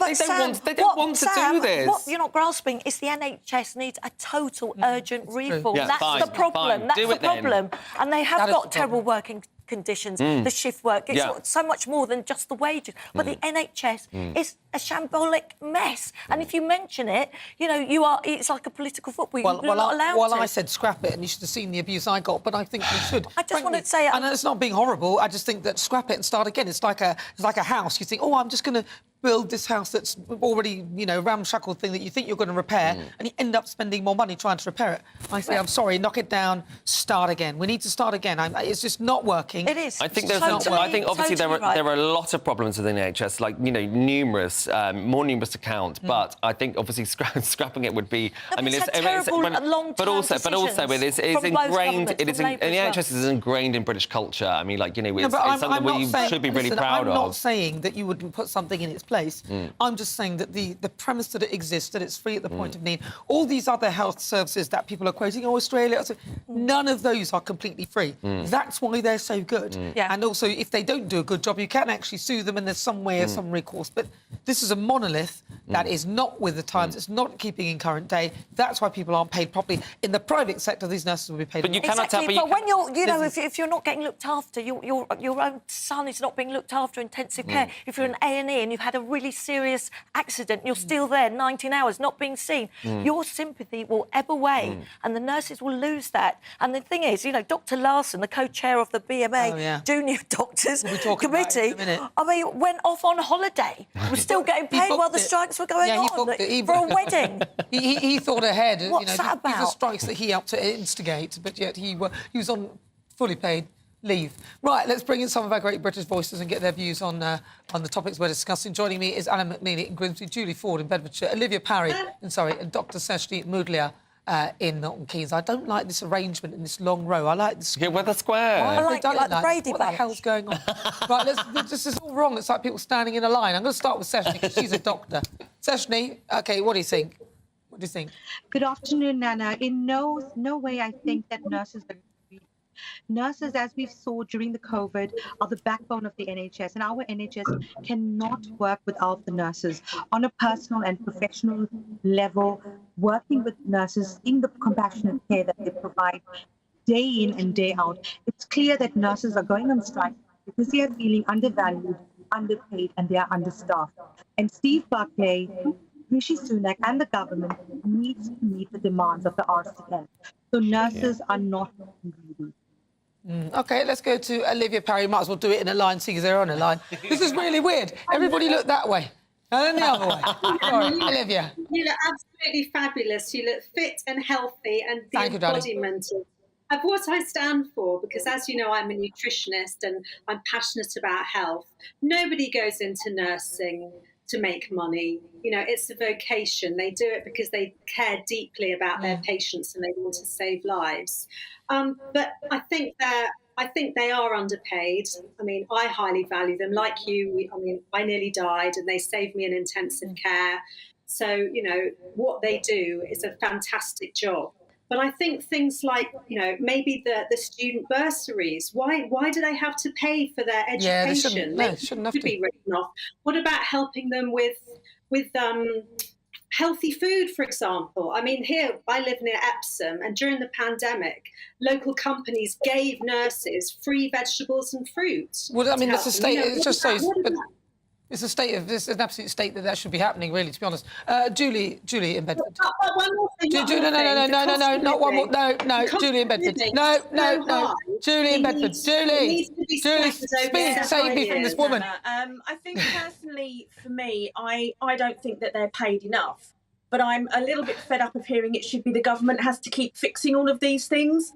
The NHS get an awful lot of money and they spend an awful lot of that money badly. If they restructured the system so it was actually fit for purpose. You know, we know that when the NHS was started, you know, our life expectancy was a lot less and everything like that has changed in society today. Nurses are working a hell of a lot harder than they used to be and they should be recompensed for that, absolutely. But I don't think striking like this, a coordinated strike, is the way to do it. And I really think a restructure of the NHS is a better way forward than relying solely on the government to keep plugging these gaps. Alan McNeely. Afternoon, all. Nana, I think they're just being unrealistic in their expectations. They've got a reasonable offer given the conditions that the country's in. Are they going to get better with maybe ever so slightly? But the damage that they're doing to patients and to their own reputation, I think, will be long-lasting. People are not going to forgive them for this, just the way that they're not going to forgive the junior doctors for going out and strike. I know a lot of people who are very angry about what's going on because their operation, their treatment is being delayed and delayed and delayed. Yeah. And they're looking at people who are maybe twice as much as them. Alan, we're running out of time, Alan. Treatment. So, yes, everybody wants more money. I just think they're being very unrealistic about it and they're damaging themselves. Alan, thank you so much, Alan. We love your contribution. That was a wonderful Olivia Parry. You know I'm only playing with you. That's Olivia Parry in Surrey, Dr. Seshni Mudia in Milton Keynes, Julie Ford in Bedfordshire, and Alan McNeely in Grimsby. Well, let's move on. Another story that caught my eye today. A male blood donor has been turned away by the Scottish NHS for refusing to say whether he was pregnant. Stephen McAndrew said that he was a man and therefore cannot be pregnant, but he was told by a nurse that he would not be able to donate if he didn't answer the question. Well, he slammed the question, calling it political correctness gone too far and suspecting it was included for men to placate and pacify the gender brigade. So, panel, what do you think of that, Liz? Oh, ridiculous. To say whether he's pregnant or not, he's not going to have this the is blood. just ridiculous. Oh, honestly, I've just had enough of it. Totally, it's like me going for an advert for a beard trimmer. You know, where does it stop? You've got the track. I didn't going to say that. But you've got... Well, you let me do that. You've got the men out now saying, you know, advertising tampons. It's just I agree so stupid. Sundown, look, this is ridiculous because, I mean, at the end of the day, if you're you know, they have to have a generic questionnaire. So if you go through the questionnaire and say, no, you strike that you're not... He's not going to be pregnant. Yes, I know, but he doesn't... Just strike it then. There's no point making a massive deal about it. Just say you're not pregnant because it's the same same thing for everybody. Just argue and say that a man cannot get pregnant. He's making a mess of it. Just being ridiculous. Right, that's enough. It's time for my quick fire quiz. Please play along at home. I've got 5 questions. Here we go. Question 1. Oh, no, Sam Dowler, your buzzer, please, quickly. Lizzie Cundy. Right, question 1. A BMX rider performed tricks on floating state park, but how high up in the air was he? Was it A, 5,000 feet, B, 300 feet, or C, 2,000 feet?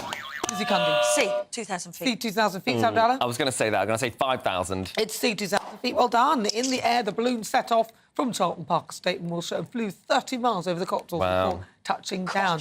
Question 2. A 1-year-old Australian shepherd dog who lost its owner in Alaska has returned after a mighty adventure. Wow. Oh, it's just wonderful. But how far did the dog travel to get back? Closest answer wins. Sam Dowler. 25,000 miles. Lizzie, press your buzzer. 27. 27 what? 1,000 miles. The answer is 150 miles. Sorry about that. Totally wrong. So I think do you the closest? No, deduct points. Both miles away. Right, 150 miles actually. Do you have any dogs? It's a hell of a journey. I've had dogs before. I've had rescue dogs. I love. Yes, no. Hurry up. Next question. I have a dog now called Ripley. She is a German Shepherd and she's beautiful. Lovely. In Germany, there are new vending machines popping up around the country. But what do you think they're selling? Is it A, B, sausage, cheese? Sam Dowler. Sausages. Sausages. Let's see. It is sausage. Sausages. I could do with one now. Yes, absolutely. Let's see. Oh, I And love a question 4. An image on social media gone viral after the father purchased a mishap left him with too many reading glasses. But how many glasses did he mistakenly order? Was it A, 20, B, 100 or C, 60? Lizzie Cundy. 100.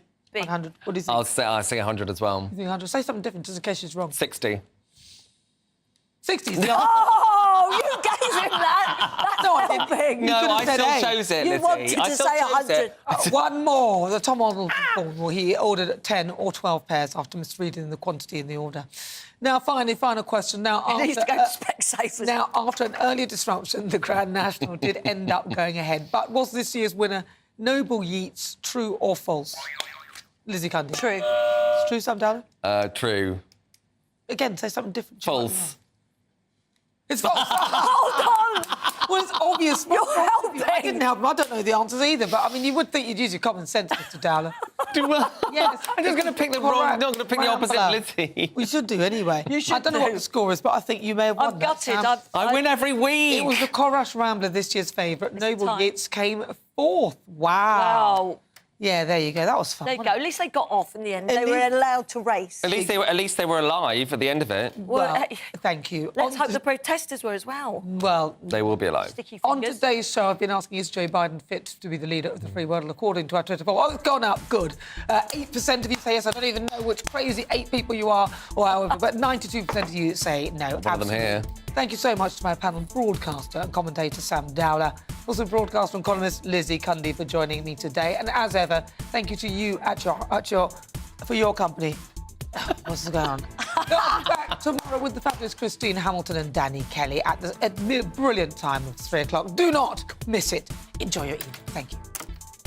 Hello, I'm Craig Snell. Here is your latest forecast from the Met Office. Well, as we go through the next few days, for many of us it's going to be fairly cloudy tomorrow, but the brighter skies are set to return as we go into early next week. So here's the situation at the moment. We've got high pressure trying to move in across the UK, but these 2 weather fronts will move in across many western areas as we go through the next 24 hours, bringing in another spell of cloud and rain. You can see it on the graphics here, already moving into Northern Ireland and eventually into Scotland as the evening goes on.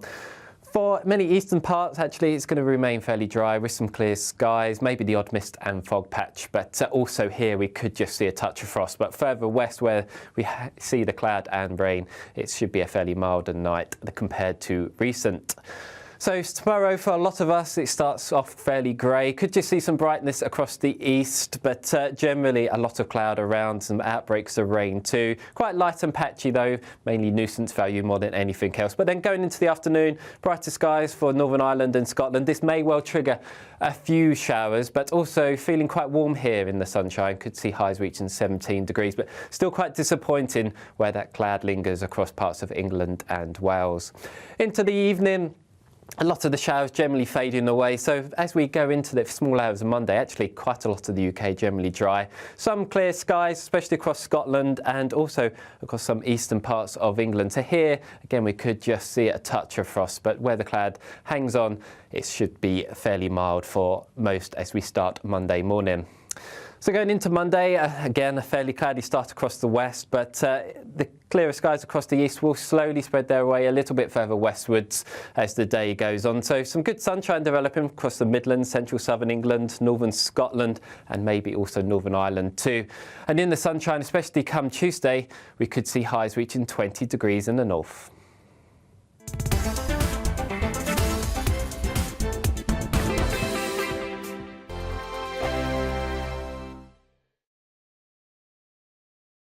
Monday to Thursday nights on GB News. At 6, it's Dubes & Co. 7 o'clock, Farage. At 8, join Jacob Rees-Mogg. And at 9, Dan Wootton Tonight, followed by Headliners. On TV, radio and online. This is GB News. First and foremost, I am a GB News fan, and I was before I was working here. Just love the fact that we're asking the questions that a lot of establishment media won't ask. With a bit of a twist, we not only want to inform you, but we want to keep you entertained. It's worth the drive because you get in and the team's all ready and waiting, they're itching to go, and it's a proper little family. GB News is the people's channel. It's the audience that makes the programme sing. We're giving our viewers and our listeners a voice. I see the thousands of your letters, tweets, emails, you name it, coming in. Britain is broken. How on earth did we get into this mess? But more importantly, how do we get out of it? The establishment had their chance.